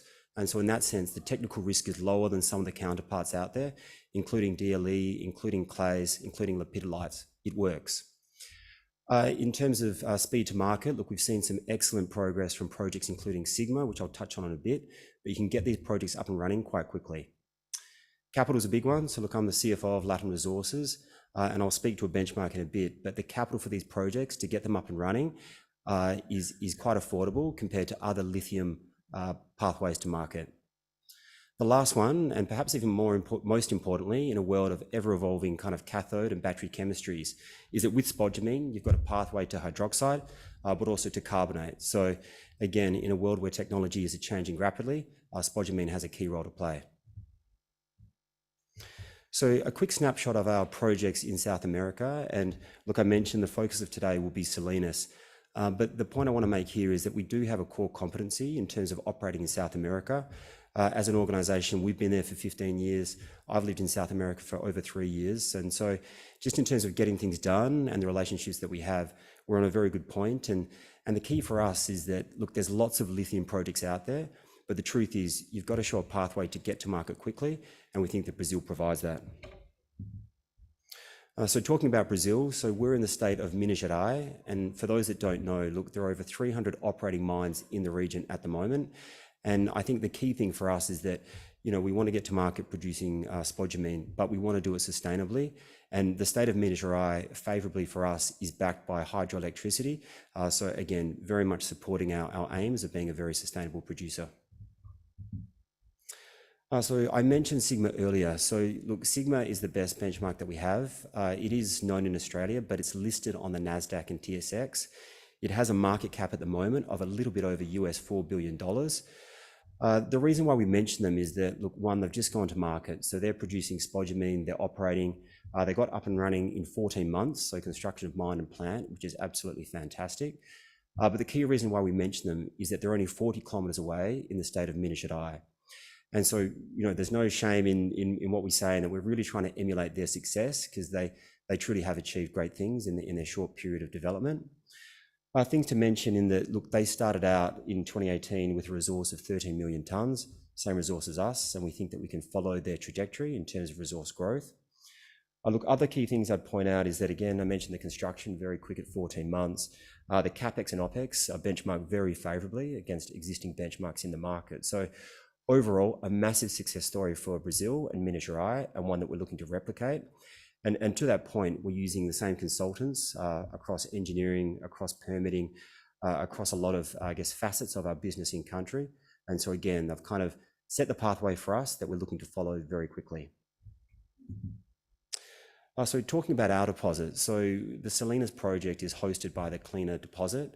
And as a bit of history, so we discovered the resource in 2019, and that was after a very deliberate program of trying to find resources that could emulate what Sigma have done. So a very deliberate program that we started drilling in earnest in early 2022. And in that year, we drilled 10,500 metres, and that led to our maiden resource of 13.3 million tonnes at 1.2% lithium. Look, we were happy with that as an initial resource, but we're very keen to point out that that was a first step. And this year, we're absolutely looking to take that to another level. So for reference, this year we're drilling 65,000 metres, with the bulk of that already complete. And the key milestone will be an upgraded resource in June 2023, so next month. Look, we don't have any numbers, but we expect that to be very big based on results to date. Actually, look, very similar slide, but the point here is that, you know, the reason why we're trying to grow this resource as quickly as possible is that, look, we know that to be meaningful and to make a difference in terms of the clean energy transition, we've got to be big. So we want to grow this resource big, inform our studies, and go to market with something which is meaningful. So look, a few drill and assay results there to the left, which I won't go through. I think the image is probably more illustrative of the success that we're seeing. So the colourful area to the right is the existing resource that underpinned the maiden resource that we came out with last year. So what we found is that as we've stepped out the drilling program west and southwest, we've seen a continuation of that pegmatite swarm. And the key point is not just an extension, we're actually seeing the vein thickness increase and grade. And so again, that's all going to come into the resource upgrade that we'll come out with next month, but it's all looking very, very positive. And the other key thing here is that we're seeing this continuity in this district at the moment. So very favourable from a mining perspective, which we open pit. And again, just really stepping out that drilling program and getting fantastic results. A cross section, everybody loves a cross section. And I think the point of this one is to say that the colorized area to the right, again, that's what underpins the existing resource. The drill holes to the left, and again, this is out of date because we're drilling very hard at the moment. We have 8 drill rigs on site, diamond core head. And so you can just see the magnitude of what we have to the left versus to the right. It's meaningful in terms of the resource upgrade that we'll put into the market next month. So further afield, look, we want to be substantial in this space. So to do that, we have to be large, we have to be long life, and we have to be low cost. And so the drilling program for this year is, you know, very much focused on that black box in the first image. But what we found is that we do have outcropping pegmatites all along this southwest trend. And so look, later this year and leading into next year, really stepping out that drilling program because field work has shown, I guess, high prospectivity. And we think we're sitting on a very, very large district here in terms of, you know, spodumene. So met test work. So look, we're actually piloting at the moment at SGS Lakefield in Canada, which to my understanding is one of the best, I guess, facilities of its kind in the Americas. So very glad that we got a spot there. And look, the initial results have been fantastic. So, you know, it's at the lab and pilot level, but recovery is above 80% and grades of lithium reporting to concentrate of about 7%. So again, very promising that we'll look to scale up, but a very solid start. One thing I want to mention is that I think we have a very favourable geology and spodumene mix in Brazil. And so what I mean there is that we're seeing very low levels of mica and iron and also very good performance under crushing. So, you know, what that means for us is that we're very confident that we can go a DMS only flow sheet compared to a lot of Australian peers who have to include flotation. And look, the benefit in that flow sheet to us is that it's quicker, so we remove a step, but also in terms of capital, in terms of complication, it's a much simpler flow sheet that can still produce a very high quality concentrate. And in terms of support for that thesis that we're looking to test is that Sigma only have a DMS flow sheet at the moment, and we'll get an operating update in the next few months, but it seems to be working very well for them. So look, ESG, it's incredibly important for what we're looking to do, just because, you know, in addition to being the right thing to do, in terms of the customers that we're looking to attract and our shareholders, look, it's something that's very important to us. It's fair to say we're very early in our journey, but look, I'm fairly recent in terms of addition to the company, but I think the investments and the collaboration that we've done in country have been fantastic. But I really want to let our actions speak louder than our words. So I'll speak about milestones that are upcoming, but in our studies, we look to really flesh this out because I think we're on to a very good thing. So in terms of infrastructure, look, just covering off a few key items. Look, I spoke about power. So to be backed by hydro is fantastic for us. You know, extractive industry is very energy intensive. So a very good starting point. In terms of, you know, pathway to market, but also assisting with construction, we've got good port access, we've got good highways. It's a very mature trucking industry in Brazil, which is really going to support us. In terms of water, which is incredibly important, look, you know, we've done initial work and at this point, we're not seeing any major challenges, but I really want the studies to flush out, I guess, the activity there. But at this point, we're seeing, I guess, favourable conditions in that respect. So look, another slide on Minas-Gerais. Look, the point of this one is to say we recently celebrated a collaboration agreement with the state of Minas-Gerais, so our counterparts there. And look, it's absolutely fantastic for us to have their support. So the point of this agreement that we signed with them is to put our project, I guess, in a form of priority status in terms of review for permits and approval. So I think the state of Minas Gerais, seeing the success of Sigma, they see what we can bring to the community and the economy. And so to have their support in terms of trying to fast track our pathway development is definitely aligned with what we're trying to achieve. So look, a little bit more on the studies, and look, I won't go into too much detail here as I'm not a technical person, but as with most things in life, it all starts with people. So from the owners team that we have in Perth, we have a new office in Toronto, but also the people on the ground. We have fantastic people working for us who are working very hard at the moment, progressing the technical side of what we're trying to achieve. From a consultant perspective, look, we've been very lucky in that as Sigma has now, started its ramp up, it's completed construction, we've got a lot of the team that supported Sigma getting into operation quickly, supporting us. I mentioned from engineering, permitting, approvals, etc. So we're in a very good space. In terms of environmental work, look, we don't want permits and approvals to be a bottleneck which constrains us getting to market as quick as possible. So we were very early on in starting baseline work to make sure we get ahead of the curve in that regard. And so I'll get into milestones, but moving along very well from a technical perspective. Okay, so schedule. So I spoke about the next key milestone, which is the resource upgrade in June 2023. Should be a very big one. The next milestone after that, which will be very much informed by the resource upgrade, will be the PEA or scoping study that we'll release in Q3 2023. And look, from a personal perspective, in addition to having all the technical and commercial and environmental components of that, that will be the first time that we put a valuation into the market. And look, based on initial results that we do in-house, that is looking very attractive. So very keen to get those numbers out there, and I think the market will appreciate them. And then from there, look, it's a straight shot to DFS. So we're looking to complete the DFS in H1 2024 with supporting work streams. Look, one thing I want to mention is that there's a lot of commercial work happening in the background, but look, for us, there's no shortage of inbound requests to talk about offtake, partnerships, etc. But the key point is that until we really know the full potential of what we've got, we don't really want to go to market. So we're kind of putting them at bay at the moment, but it's looking very promising. I think at last count, we had about 18 requests for, partnership, offtake and the like. So lots of inbound demand. Similar story here. So look, Gigafactory slide, we borrowed this from Joe Lowry.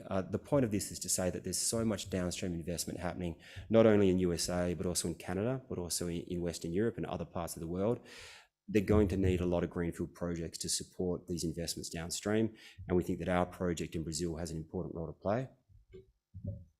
Again, we think Brazil is in a very advantageous location, so happy to support that push. So look, in terms of board and management, look, we have great experience here across corporate governance. I mentioned the experience in South America, but worth highlighting the recent addition of Peter Oliver. And look, so for those in the room, Peter Oliver used to run Greenbushes. So for 15 years, he was the GM, and he also ran Talison Lithium. So look, an absolute asset in terms of lithium knowledge. And for someone like Peter to choose our company to kind of partner with and lead is just excellent support for the strategy that we're looking to execute. From a corporate perspective, look, very well capitalized at the moment. We recently completed a very successful raise and the biggest one of our history. So very happy with where we sit at the moment. Big thank you to our loyal shareholders. We've got a few institutional players mentioned here in Integra and Waratah. One very, I guess, important milestone for us that we're very happy about was the addition of 2 investment banks that are in Brazil. These 2 were actually early investors in Sigma. So they see the journey, they see what we can achieve, so to have their support is great. And also a big thank you to our retail following, which is massive, and it was great to interact this week. So again, thank you for your loyalty. And so look, I will end it there, but thank you very much for listening, and please come up and let me know if you have any questions. Thanks.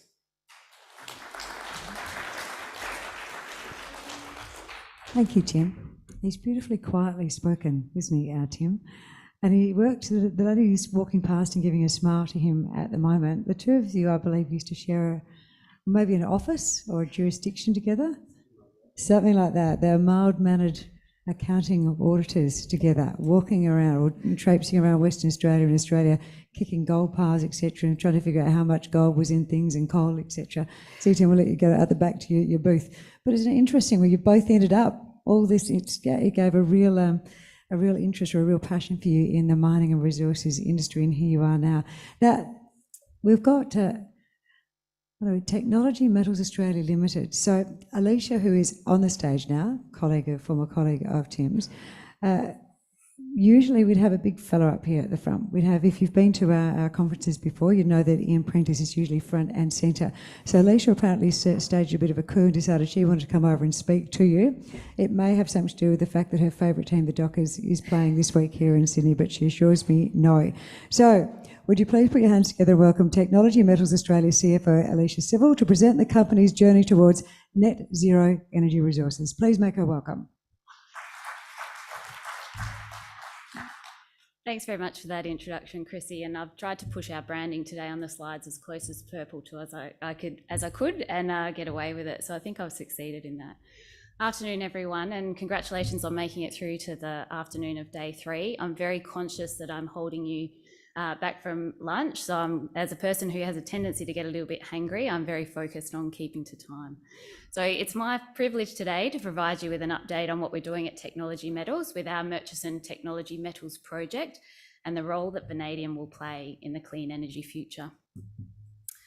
Here's our disclaimer. Please read it in detail at your leisure. It's available on the ASX platform.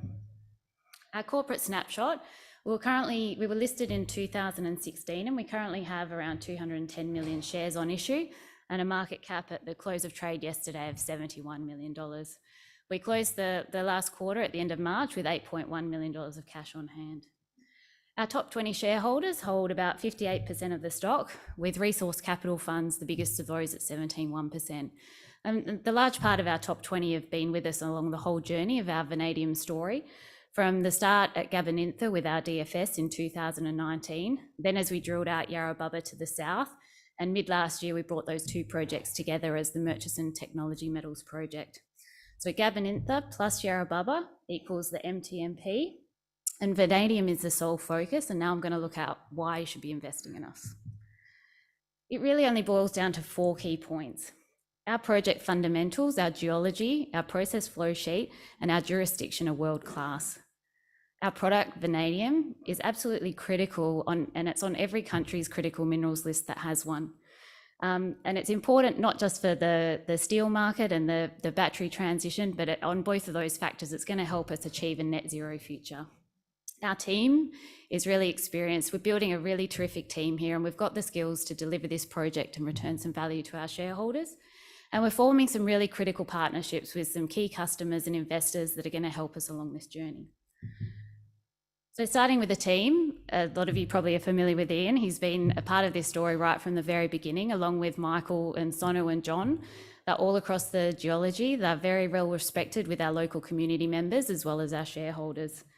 Dave was officially appointed as the COO at the beginning of 2002, but he too has been involved with the project since the Gabanintha DFS. And he's been responsible for delivering a lot of major mining projects in the past. And he also learnt a lot about how not to do vanadium with his experience at Windermurra, which had a number of attempts at producing vanadium successfully. And then there's myself and Carmen, who joined in August, September 2022. Carmen has a wealth of major project experience through her time at Anglo American and in other global majors. And while I recently came out of Fortescue, I've had previous experience at Galaxy Resources, which held the Mount Catlin lithium deposit near Ravensthorpe, which has again been subject to another takeover announcement this morning as part of the Allchem transaction that was announced.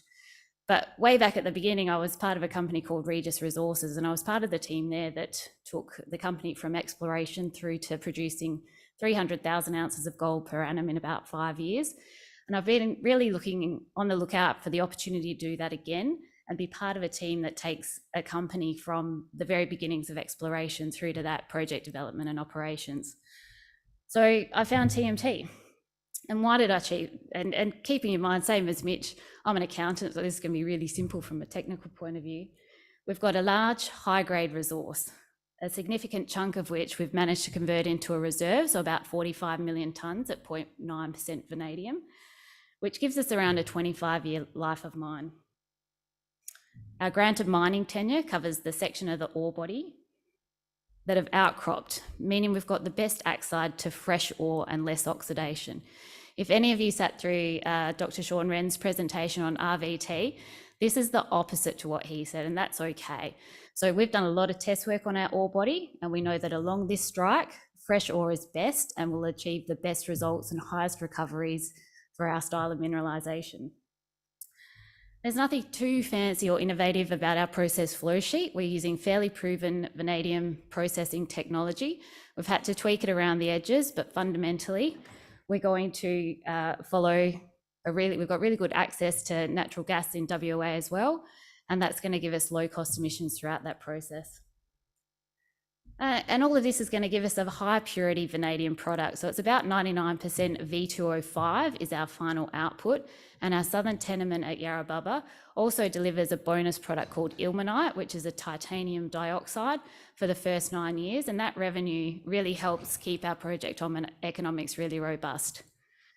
We had, at the start of this year, we had a really positive letter of interest from the Danish Export Credit Agency, EKF.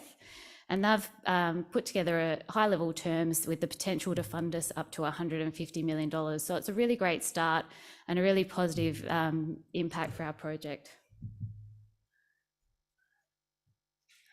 So all of this is really great. So why aren't we in production already? A lot of shareholders have probably been coming past and asking us that of late. Not sure if you saw last week, but the Fraser Institute do an annual survey of mining attractiveness. And WA used to be top, and it was a great jurisdiction to work in. And we've recently lost that #1 spot to Nevada. And it's not on geological attractiveness. We're still showing really positive feedback and expectations from mining companies on the geology. But we've lost our top spot due to some of those difficulties that companies are experiencing around regulatory approvals and uncertainty. So, you know, I'm still really pleased that our project's in Australia, and we've got really good representation of other states in that top 10. And just outside the top 10, we've got Queensland at 13th. But it was kind of a relief, to be honest, to go, we're not the only ones struggling through this environmental approvals process. So where are we at with that? Really importantly, we are continuing to make progress on the environmental approvals. We've first referred our project back in 2019, and we last received comments back on revision 3 of our environmental review document late last year. And, you know, that's a long time between first referring it and getting comments back on the 3rd revision. And not all of that is to do with the regulatory process. A lot of it's also been due to us and making changes to our project. But the commentary coming out of the last revisions were a result of some of that changing legislative environment, particularly around greenhouse gas emissions and heritage engagement. The photo on the bottom left of this slide is from a couple of weeks ago, where we had a negotiation meeting with our traditional owners. Our traditional owners of the land where our project is are the Ioneer people. And a couple of weeks ago, our full TMT board and the Ioneer's prescribed body corporate had a very respectful and constructive meeting on some of those compensation payment negotiations. And we're moving much closer towards closing the gap and reaching an agreement on that. And that'll be covering the payments that are payable by us to the traditional owners through each stage of the process, through construction, operations, and then through mine closure. The other element of traditional owner engagement has been the drafting and development of a cultural heritage management plan. And there's also been a lot of activity on this front during the last few months to really develop a pathway towards delivering that plan and scheduling out all the on-country and other activities that we need to do as part of that. It's really important to note that finalising that plan is not a condition to achieving EPA approval, but the EPA has to be assured that we're on the right track and working constructively together, which I'm pretty confident that we are. On the greenhouse gas emissions side of things, we've been working hard to map out our pathway to net zero, which is another requirement of the EPA process. And this slide just shows how we're planning on doing that. First, with using some of the known technologies to displace those carbon-based fuels with solar in electricity generation for the camp and other mine site infrastructure. Then moving through the less sort of certain and well-known options of non-carbon fuels for the mining fleet before cracking the last and hardest nut on the kiln. And how do you heat up a 130-metre long kiln that's 6 metres in diameter to 1200 degrees Celsius with something other than a carbon-based fuel? So really creative work being done by the team on heat efficiency and retaining the heat for as long as possible, so you're not losing as much and having to reheat it again. All right, so the other thing we've been really working very hard on is project economics. A lot of our people who have been following us for a while will know that late last year we went out to a commercial competitive tender process, And we got those, the results back in, and in March we announced that we were going to partner with GRES and Iron Mine Contracting, as well as FL Schmidt, on the main packages required to deliver the project. And so this partnership really allows those key contractors inside the tent with the MTMP team, and allow them to eradicate some of the inefficiencies and contingencies that might have been in their proposals because they were developed in isolation of each other. So once you can start working together and working out when certain bits of equipment can be installed, when certain construction materials will be available, you can start to really drive efficiency in some of those cost and schedule elements. And we're starting, it's early days, but we're starting to see some positive output from that process already. We're continuing to engage with APA under our early works agreement that we signed back in June 2022, I think. And they're making good progress through their traditional owner engagement, which is a process they have to follow as well through their pipeline corridor that we're proposing to get from, you know, where the pipeline currently ends around Windamurra up to our project. So it's a 155-kilometre corridor, and they're having to work with 2 traditional owner groups on heritage surveys and negotiations. And lastly, you might have seen in our last quarterly announcement that we've signed a cooperation agreement with Midwest Ports Authority, who run the Port of Geraldton. And that's really important for not just shipping our product out, but also getting some of those important reagents in and on the truck and on the road to the port, to the mine site in Meekatharra. All right, so that's the project. What are we using vanadium for? It's mainly 2 uses that are driving demand throughout the globe, and that's steel use and batteries. So steel's the historical use of vanadium, whereas the battery's the more emerging technology. Adding vanadium to steel basically increases its strength, so you use less steel, which means there's fewer carbon emissions in your end product. And the vanadium story in the batteries is the really cool sort of thematic that interested me and attracted me to TMT as a proposition. The VRFB technology was actually invented right here in the University of New South Wales in the mid-80s, and it's something that never really had its time in the sun until now, and we really can benefit from the benefits of a vanadium battery. And we've formed important relationships at TMT with potential off-takers on both sides of this demand spectrum. We've got the partnerships with CNMMC in China for a 2,000 tonne per annum binding offtake, as well as an MOU with Tata Steel out of India. And on the battery side, we've got our partnership with the Japanese electrolyte producer LE System, as well as the recently announced partnership with Delectric, who are an Indian battery manufacturer. Oops. Uh-oh. There we go. So in 2022, the vanadium market overall was pretty much in balance, with not much moving the dial from how it was used through steel and battery applications. But we can see in a lot of forecasts that the battery demand side is really expected to take off. And this is forecast to result in a 45,000 tonne per annum supply shortage by 2031. With the MTMP's production around 12,500 tonnes per annum, there's more than enough room for another couple of vanadium players in the market. So why vanadium batteries? They've got a lot of qualities that mean they're not going to displace lithium from the battery market. You're still going to need lithium batteries in your phone and your cars, but what they're actually really good for is that long duration energy storage for your solar and wind and other renewables projects, mainly because they don't catch fire, and they're also really long lasting. So they've got a 20-year life. The vanadium that you put in at the start is fully recyclable and recoverable at the end of it. And the vanadium acts as both the anode and the cathode through its different oxidation states. So you're really only relying on one chemical element. You don't need to find nickel and cobalt and other minerals to go with your lithium battery. My little clicker's not going. This chart really just shows where that VRFB sits in the energy storage mix. And the current expectations are we're going to need 50 gigawatts of energy storage capacity in Australia to meet our net zero target by 2050.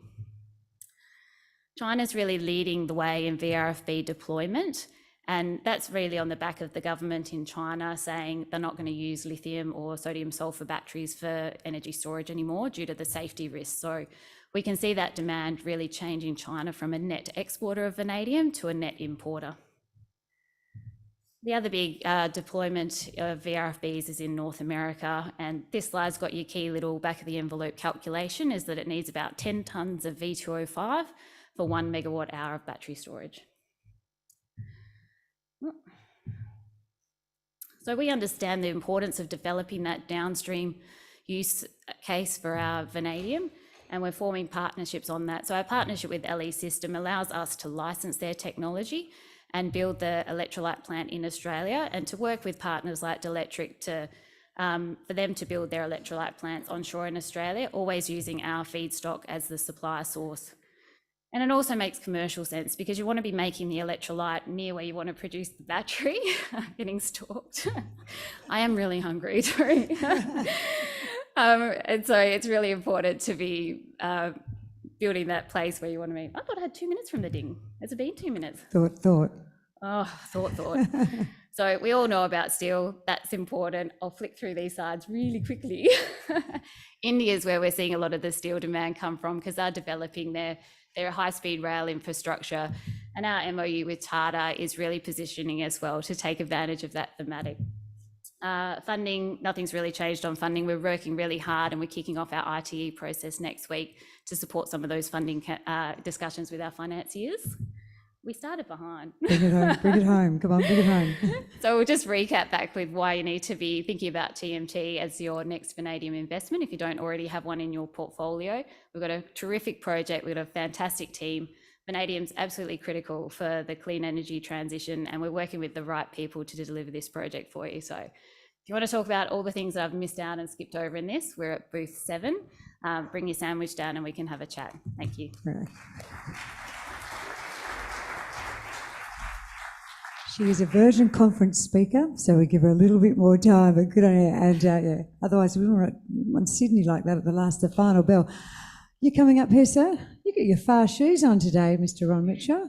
You know how we've got a Mr. Lithium? This is Australia's kind of Mr. Lithium, aren't you? He's getting a reputation as the lithium man. I was going to say the lithium nerd, but I'm not sure if that's a term of endearment or what it is, but he certainly loves his lithium and he knows a lot about it. And I was reading an interesting headline about global lithium in the last couple of days. There was a little comment made about it saying that it is a higher risk exploration company with a solid upside. What do you think of that as you go into your speech? I disagree with the high risk, but I'll talk through the presentation. You like the last bit? All right. Would you please make Ron Mitchell, Managing Director of Global Lithium Resources. Welcome, everyone. Thanks, Chrissy. Look, I'll get through this as quickly as possible. Firstly, thanks to the Vertical Events team. Do a wonderful job. This is certainly a great example of that. So obviously kept very busy with the news overnight, the largest lithium deal in the history of the lithium industry. Unfolded, and certainly there's increasing sort of focus on sort of the next wave of near-term development stories, of which our project certainly is one of those. So for those who aren't familiar with Global Lithium, we listed on the ASX in 2021. We're the best performing IPO in 2021. We came as part of that listing with a single asset, our Marble Bar Lithium project. We now have 2. We've delivered one of the largest exploration campaigns last year in the lithium space, close to 80,000 metres of drilling across both projects. We now have a combined resource of more than 50 million tonnes. We've got 70 million in the bank. We've just completed a scoping study for our Mana project, and we're now underway with a DFS, and we've just had our second year anniversary on the 6th of May. So we've accomplished a lot in the last few years, and we've got a really well-credentialed, experienced team across development, exploration, approvals, and of course commercial. So great pleasure to be talking through our project this afternoon. So firstly, a quick disclaimer. What makes us unique and why invest? There's a number of really strategic highlights from our view. We're multi-asset. We own 2 resources outright, 2 of only 14 in Australia. There aren't many, and most of them are in development. As I mentioned, a 50 million tonne resource, a resource that has high prospectivity of increasing further this year, again on the back of a very large-scale exploration campaign, which I'll talk about. JORC compliance is hard to get to. What I will say about most of the lithium projects, the easy hanging fruit have already been discovered, pegged, tenemented, or are in production. Typically, the easier to discover resources are typically outcropping, so you've got targets immediately. Going forward, it's going to be a case of good old-fashioned high-risk exploration, and that's why we're low risk.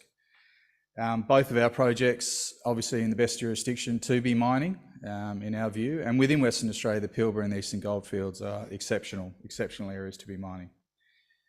Tier 1 jurisdiction I mentioned, we do have strategic cornerstones on our register, wonderful partners on the downstream and the upstream side. Lithium, as I often refer to around the offtake piece, and we've heard multiple speakers talk about this, our product's our weapon. We're not going to give it away, and there's tremendous interest. The interest on the downstream piece for partnering with very significant capital prepays is really nothing short of spectacular. And we've got a really strong team, very strong team. Our geo team has more than 80 years of experience, so they know how to hunt and find lithium. And then in terms of commercial development, technical de-risking, we've got a really good mix at the board level, and of course management. Just an overview of the company, pretty tightly held register, 250 odd million shares on issue. Our market cap at the moment is just over 400. And again, the register, a couple of strategics taking 20%, some high net worth individuals taking about 12, board and management 4.5, and a balance of retail institutional shareholding on the back of our private placement last year, around 18%. And as I mentioned, 70 mil in the bank and a couple of brokers covering the story. Just want to share some intel on the market. I've got a technical team in China at the moment, and part of that is meeting with spodumene beneficiation players, but also some of the lithium hydroxide producers, but also gathering some intelligence around the real situation in China. And they've shared some of that information with me. Certainly, demand is strong. It's improving almost on a daily basis. What we are going to see in China in the second half of this year is an incredible emergence of increased demand, which is obviously results in greater requirements of lithium raw materials to be fed into that market. Strong global government support, and of course the supply risks, in my view, are vastly underestimated. I've been in the sector 13 years and really understand full well how hard it is to get projects up. It's a big challenge. There is a number of sort of regional support policies. Obviously, the US, the IRA is making very big impact in terms of the deployment of capital, and also from the US's free trading partners like the Japanese and Koreans, and where they're looking to deploy that capital. And of course, in the EU, there's the Critical Raw Materials Act, and there's a like for like. The Germans are very, very proactive. So we've fielded a number of delegations from these jurisdictions and others. And the discussion now around partnership is not just company to company, it's government to the private industry. It's quite remarkable, some of these delegations we've received of late in Western Australia. I'd like to share some intel on the lithium derivatives market. It's a market that's evolving rapidly, and it's important because this shows a level of sophistication in the industry that is emerging. And the other hat I wear when I'm not the MD of Global Lithium is the chair of the LME and Cobalt committees. And there's a number of platforms now trading future cash-settled contracts, both for lithium hydroxide and lithium carbonate. And what I can say is that there is significant momentum building in this space, and it's really important as a risk mitigation tool. It also allows capital from the investment banks and other sectors to flow into this industry and help fund projects, and that's really, really important. Historically, pricing's all been behind closed doors, fixed prices. So these type of mechanisms, which I'm working through with the LME, are very, very important to help this market grow and to ensure that when investors do come into the market, they can do so with confidence, having a reasonable understanding of how pricing is structured. There's been phenomenal interest in the derivative space. As I said here, this chart shows the increasing demand. Talking to lithium brokers, the forward price curves for lithium, very, very strong. And the forward price curves, both bid and offers around these derivative products, really can garner confidence around where pricing is going to settle. And the view generally in the market based on these forward estimates, spodumene pricing is not going south of $4,000 a tonne out to December 2024. So stronger for longer. A little bit on our project. 100% owned our Mana Lithium project. This will be a mine of the future, I'm convinced. Spodumene bearing, we currently have a resource there of 32.7 million tonnes. This resource will grow significantly on the back of a 50,000 metre campaign, RC and diamond we have planned this year. Wonderful jurisdiction to be mining. Again, tier one infrastructure, we have completed some study work around logistics. We're really spoiled. We've got a rail siding about 13 kilometres south of the project site. So we'll be able to move either a DSO or a concentrate in a number of directions and to our customers. We'll talk about exploration upside. The asset itself is shaping and growing. Working with our geology team, we've identified a very large and highly prospective additional target to the northeast of the existing resource. You can see the pit shell here. More than 50% of the current tonnes are in the indicated position. We'll continue to improve on that throughout the course of this year. But we think the growth in the resource in terms of the scale and also the grade, there's some incredible grades in this northeast extension, and this will be the subject for a combination of infill and extensional drilling throughout the course of this year. Exploration is key. Our geo team's been very busy for the first quarter of this year, undertaking a number of geophysical and geochemical surveys, both on the ground and airborne surveys, and really allowing the company to identify a number of additional targets. And there's some phenomenal targets throughout the tenemency. Again, on the back of the acquisition of this project on a 100% basis last year, we now have increased the land holding 5x. So yeah, our geology team is thrilled, and there's been an amazing amount of de-risking geological work has taken place the first quarter of this year, and we're looking forward to getting on and drilling out the resource in the coming months. Our mining lease application has been submitted, a real key milestone. Not many companies get to submit a mining lease application. So we're confident, within 12 months, we could be in a position to be backing up trucks, drill blasting, digging, shipping, and generating cash through a DSO model. So that's something we'll continue to investigate as a company, but we're thrilled with this. A lot of work goes into submitting an application for a mining lease, as many of you may know. We're also doing a DFS. So we've got a really strong owners team. We've got in-house metallurgical mining engineering capability. We're working with Wave International. Wave's a gun lithium consultant. They've got a really, really strong metallurgical and process design team. And one of the Wave process managers is with our technical delegation in China as we speak. This project got underway. We've collected around 9,000 kilograms of core to support this MET program, but also the vendor testing. Most of you know the spodumene flow sheet is quite simple. It's proven technology, low risk and low capex. So that makes it really, really easily deployable, and that's why our project is of interest by many at the moment. We have two projects though. Our Marble Bar project up in the Pilbara arguably has some of the best infrastructure I've ever seen at a mining project. We have a sealed road that runs to Port Hedland, running through our tenemency. In fact, we're drilling pegmatites 30 metres off that road. It's a large land holding, and to the west of us, two very famous lithium deposits in Pilgangoora and Wodgina. We've got some really high-grade lithium mineralisation here. We do have a JORC-compliant resource, close to 20 million tonnes. We expect that will grow as well on the back of this year's exploration. It's a big land package, as I mentioned. The green lines here show you our tenement boundary with the source granite. We have worked hard with CSA Global last year to identify a number of additional lithium mineralised targets that we can drill as part of this year's campaign. And you can see there we've got about 5 targets. So again, our team is really looking forward to getting on country. The heritage survey will be undertaken on the 22nd of May, and we're looking to have our first drill rig on site about a week later. So exploration, as I mentioned, 20,000 metres. We are going to be targeting a really nice gold anomaly to the north of the asset as well. But we've got about 4 lithium mineralisation targets we'll look to deploy, and no shortage of interest from the drilling crews. Looking to engage Profile Drilling, a team we've used with excellence over many years now, and they've got an impeccable safety record. So finishing off, I think I'm ahead of schedule for the first time ever, Chrissy. Key milestones for this year, there's a lot happening. We've got a big team, a very experienced team, exploration across both projects, a DFS with an ore reserve to come out in Q3 for Mana.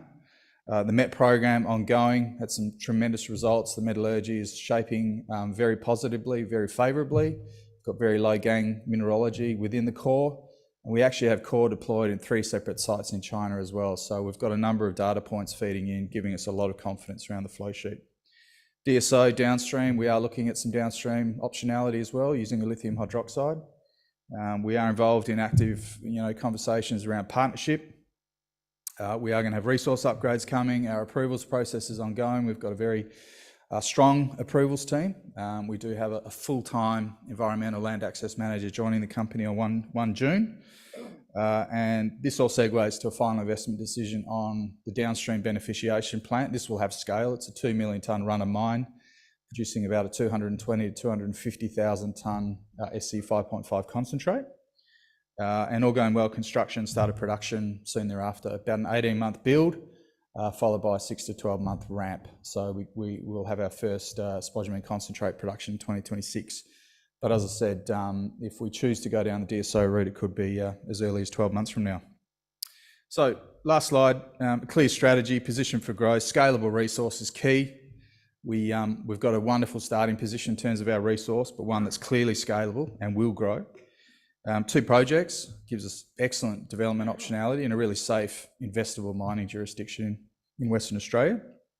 Value accretive. We're doing deals that add maximum value to our shareholders and our future shareholders, and obviously investigating DSO and downstream lithium hydroxide production is a core part of that. And lastly, strategic positioning. We are driven by ESG fundamentals. It's part of our core values. And we're creating an incredible culture, and we've attracted some really amazing talent. So with that, I'll finish my presentation. Thank you. Thanks so much. And that would explain why you were so busy. And I was trying to catch you before, catch your eye, get the headline, get everything I could. So I delved in and got my own headline there. But you had things that you were busy doing, weren't you? Sitting there, and he was sitting in the front row literally answering emails and flicking things backwards and forwards. So congratulations, good on you, mate. Well done. Good to see some more. And we're looking forward to hearing more success in the years to come. Before our next presenter comes up on stage, I'd like to cast your attention, please, to our poll. The question was, what do you think the Federal Reserve will do in regard to interest rates in the upcoming Federal Open Market Committee meeting? 58% of you have said pause, 33% raise, and 8 for lower. I'd like to go with the 8, but there we go. We know what's probably going to happen, don't we? I'm with the one at the top. All right, the state of Nevada. Let me tell you a little bit of a story about the state of Nevada. Has anyone been to Nevada? 1, 2, 3. You might be really. Oh, 3. And Joanne down the front. So, okay.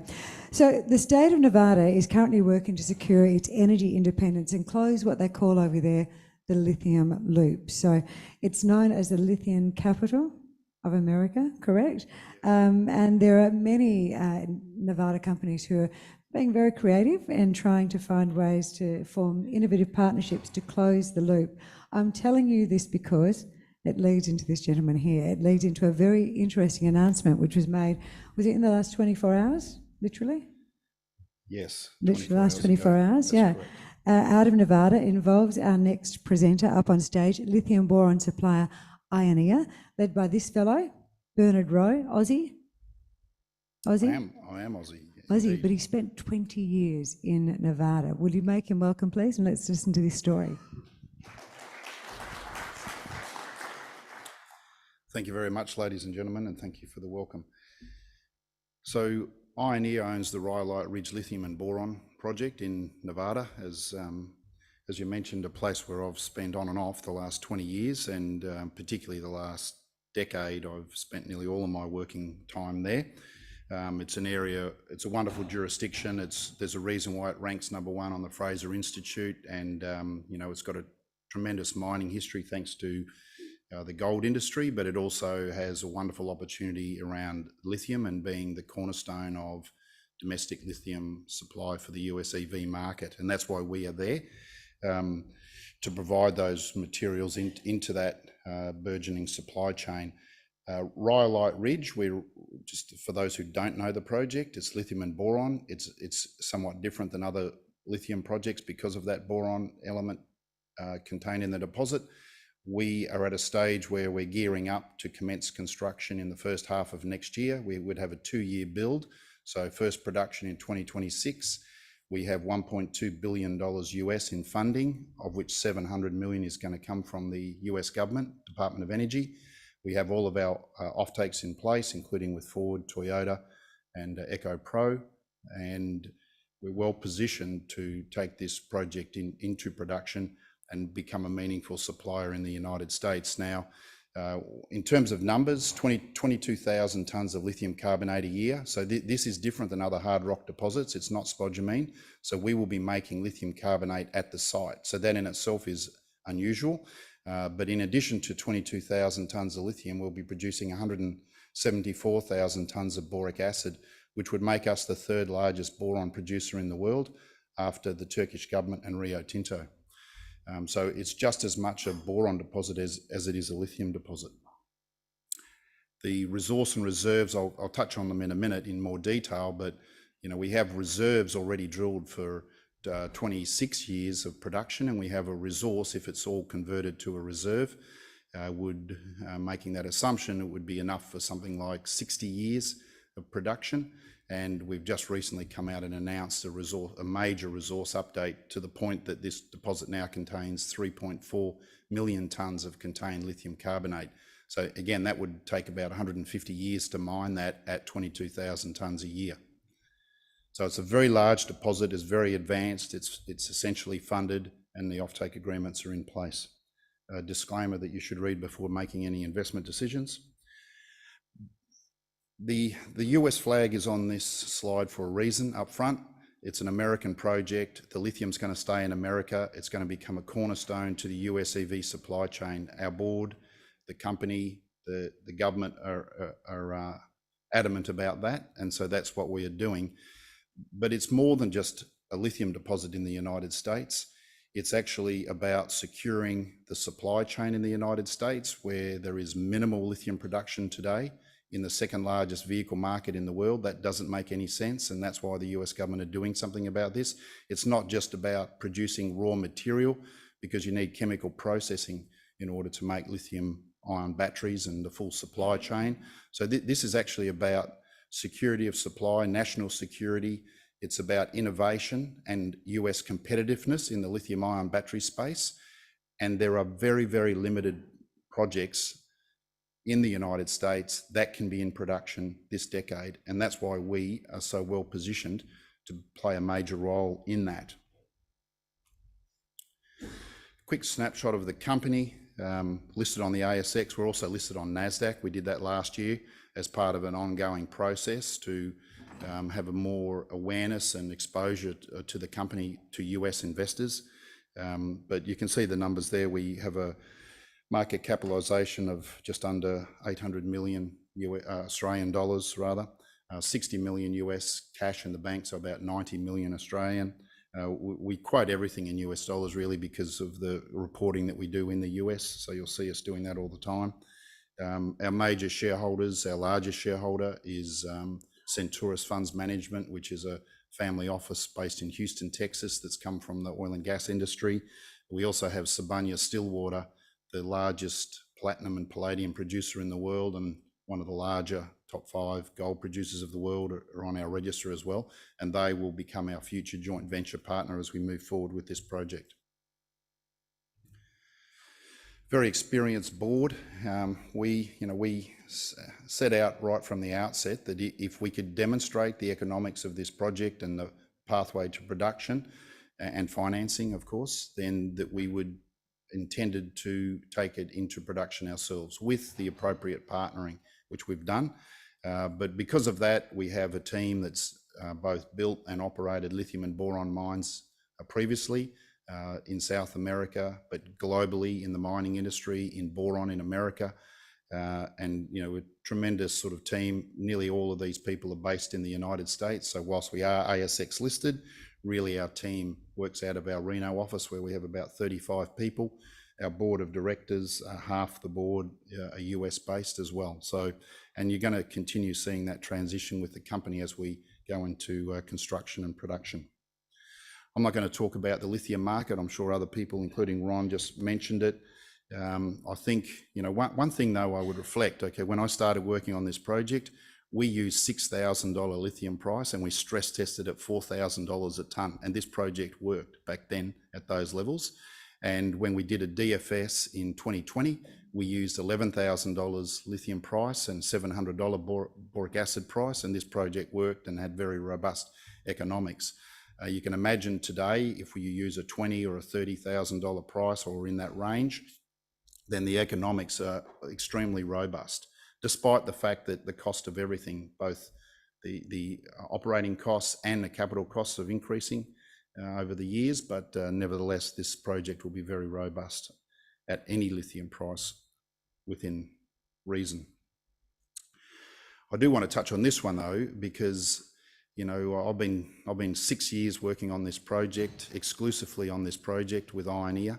I'm one of the founders of Ioneer, so I was around before then, but this is what we've been doing for the last 6 years. And what I've heard again and again and again is that, particularly from the US side of things, investors and government, is that they want to do something about addressing the supply chain security issue. Okay, and really when you look at this chart's worse than it was when I started talking to the US government 6 years ago, because whilst Australia has gone from producing about 40% of the world's lithium to about 60% of the world's lithium, it hasn't addressed anything at all to do in the downstream stage 2 and stage 3 chemical processing, because all spodumene deposits produce a mineral concentrate that gets taken somewhere else, sometimes a short distance, sometimes overseas. A lot of that today gets done in China. And so really we haven't done anything yet to address this supply chain dominance of China. And that's what the US government's trying to do. And that's why Ioneer was successful in securing the $700 million conditional commitment for a loan. It's not about a mine, it's about chemical processing and addressing the stage 2 and stage 3 on this slide. And there's not many places in the world where, the reality is there's just not many places in the world where that's happening today. It will change, but it's taken longer than everyone thinks. In terms of the US market, 5,000 tonnes. That's all the US produces of lithium carbonate today. It consumes about 100,000 tonnes. Okay, but by the end of this decade, it's going to consume rather just under 1 million tonnes. So 1 million tonnes consumed and 5,000 tonnes produced. You would need a lot of rhyolite ridges in production to even produce a small amount, a small percentage of that 1 million tonnes, and it's only going to increase from there. So this is a major issue for the US government, and they are doing something about it. That's why you've got things like the IRA happening, Inflation Reduction Act. It's got to happen. They don't have a choice, okay? That's my view. It has to happen. Borates, you can read this slide for yourselves, but it's a great match with lithium in our deposit because there's a lot of it, okay? The world consumes a lot of it. China and US are number 1 and 2. It gets used in a whole heap of different applications, and it's got a very, very stable price over the last 100 years. And so I mentioned before about lithium, you know, fluctuating between say $6,000 a tonne back in 2016 up to $80,000 a tonne last year. Then boron does the exact opposite. It's very flat, it's very stable, and a lot of people refer to it as boring boron, but it's a great combination to have in a mining project where you can rely on that much more stable revenue and take advantage of the volatility of the lithium price. So the project itself, it's a lake deposit. So these were ancient lakes 6 million years ago, filled with water, and the sediments that were deposited at the bottom of those lakes had a lot of lithium and boron in it. And there isn't another deposit like this anywhere in the world. There's a couple that are a little bit similar, Boron, California, which is Rio Tinto's mine, the Jadar deposit in Serbia, a little bit similar, but different, okay? This is the only one that's really like this. And so the way we're going to produce lithium, extract it, we're using known technology, we're just applying it to a really unique deposit. There's a lot of it, it's a very large deposit. These two green areas, they outline these old ancient lake beds, which we know have got lithium and boron in them. The red area down the bottom, this might be a bit difficult to see, but the red area down the bottom is the only area that we've so far done extensive drilling, okay? So 360 million tonnes, 3.4 million tonnes of lithium carbonate is sitting in that red area there, the resource area of 3 square kilometres, and you can see the size of the areas. We've done some scout drilling, so we know the other areas are mineralised, but we have not yet done resource drilling. So the deposit is huge. We did a 2020 feasibility study. People often ask us, why haven't we updated it? Well, we are, and we will. release that update of the 2020 feasibility study when we are ready to commence construction, when we have to make a final investment decision for our board, for the US government, Department of Energy, who will provide the loan, and for our partner Sibanye. So it's coming, okay, but there was no reason whatsoever to do that last year or the year before. The time to do it and you know, announce it will be when we're ready to make that final investment decision. But we're very, very confident around the robust economics. CapEx has gone up, yes. OpEx has gone up, without a doubt. But the lithium price is a whole lot higher than $11,000 a tonne. And in fact, the boric acid price is a lot higher than 700 as well. But as I say, it's not, you know, we don't rely on that because we like the low volatility of the boron price. Okay, how did we get to where we are today?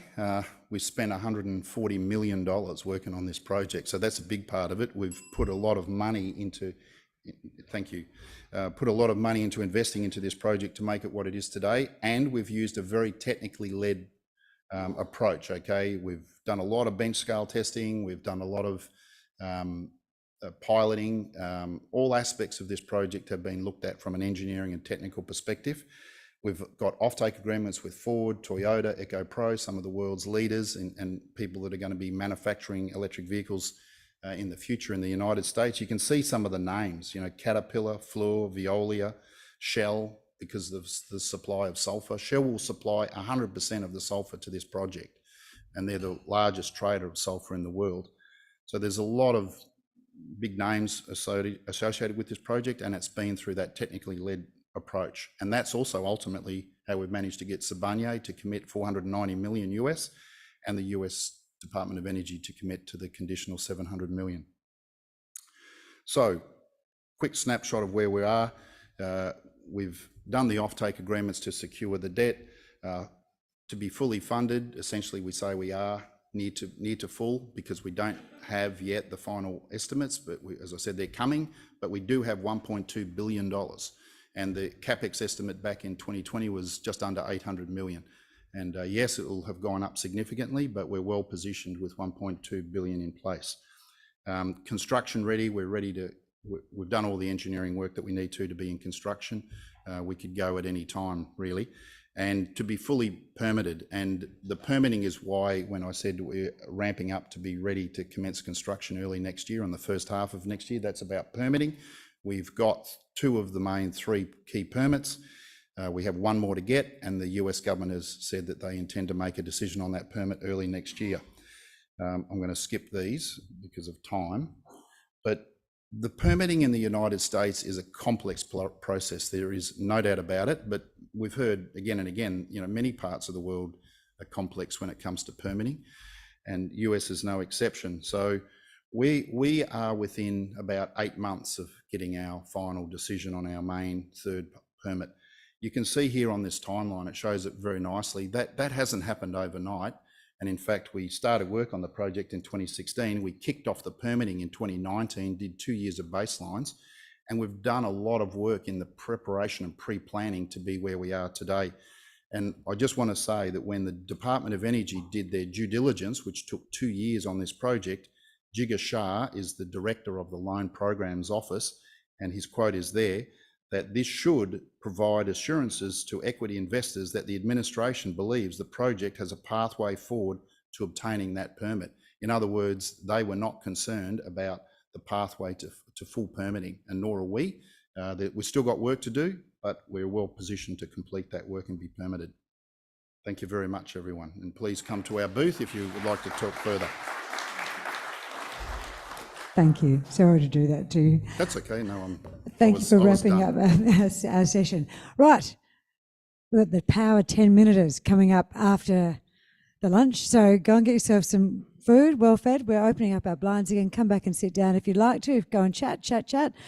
We have a super base metal giant coming in. They're starting us up after lunch. So see if you can get back in for that one. Apollo Minerals. Speak to you all soon.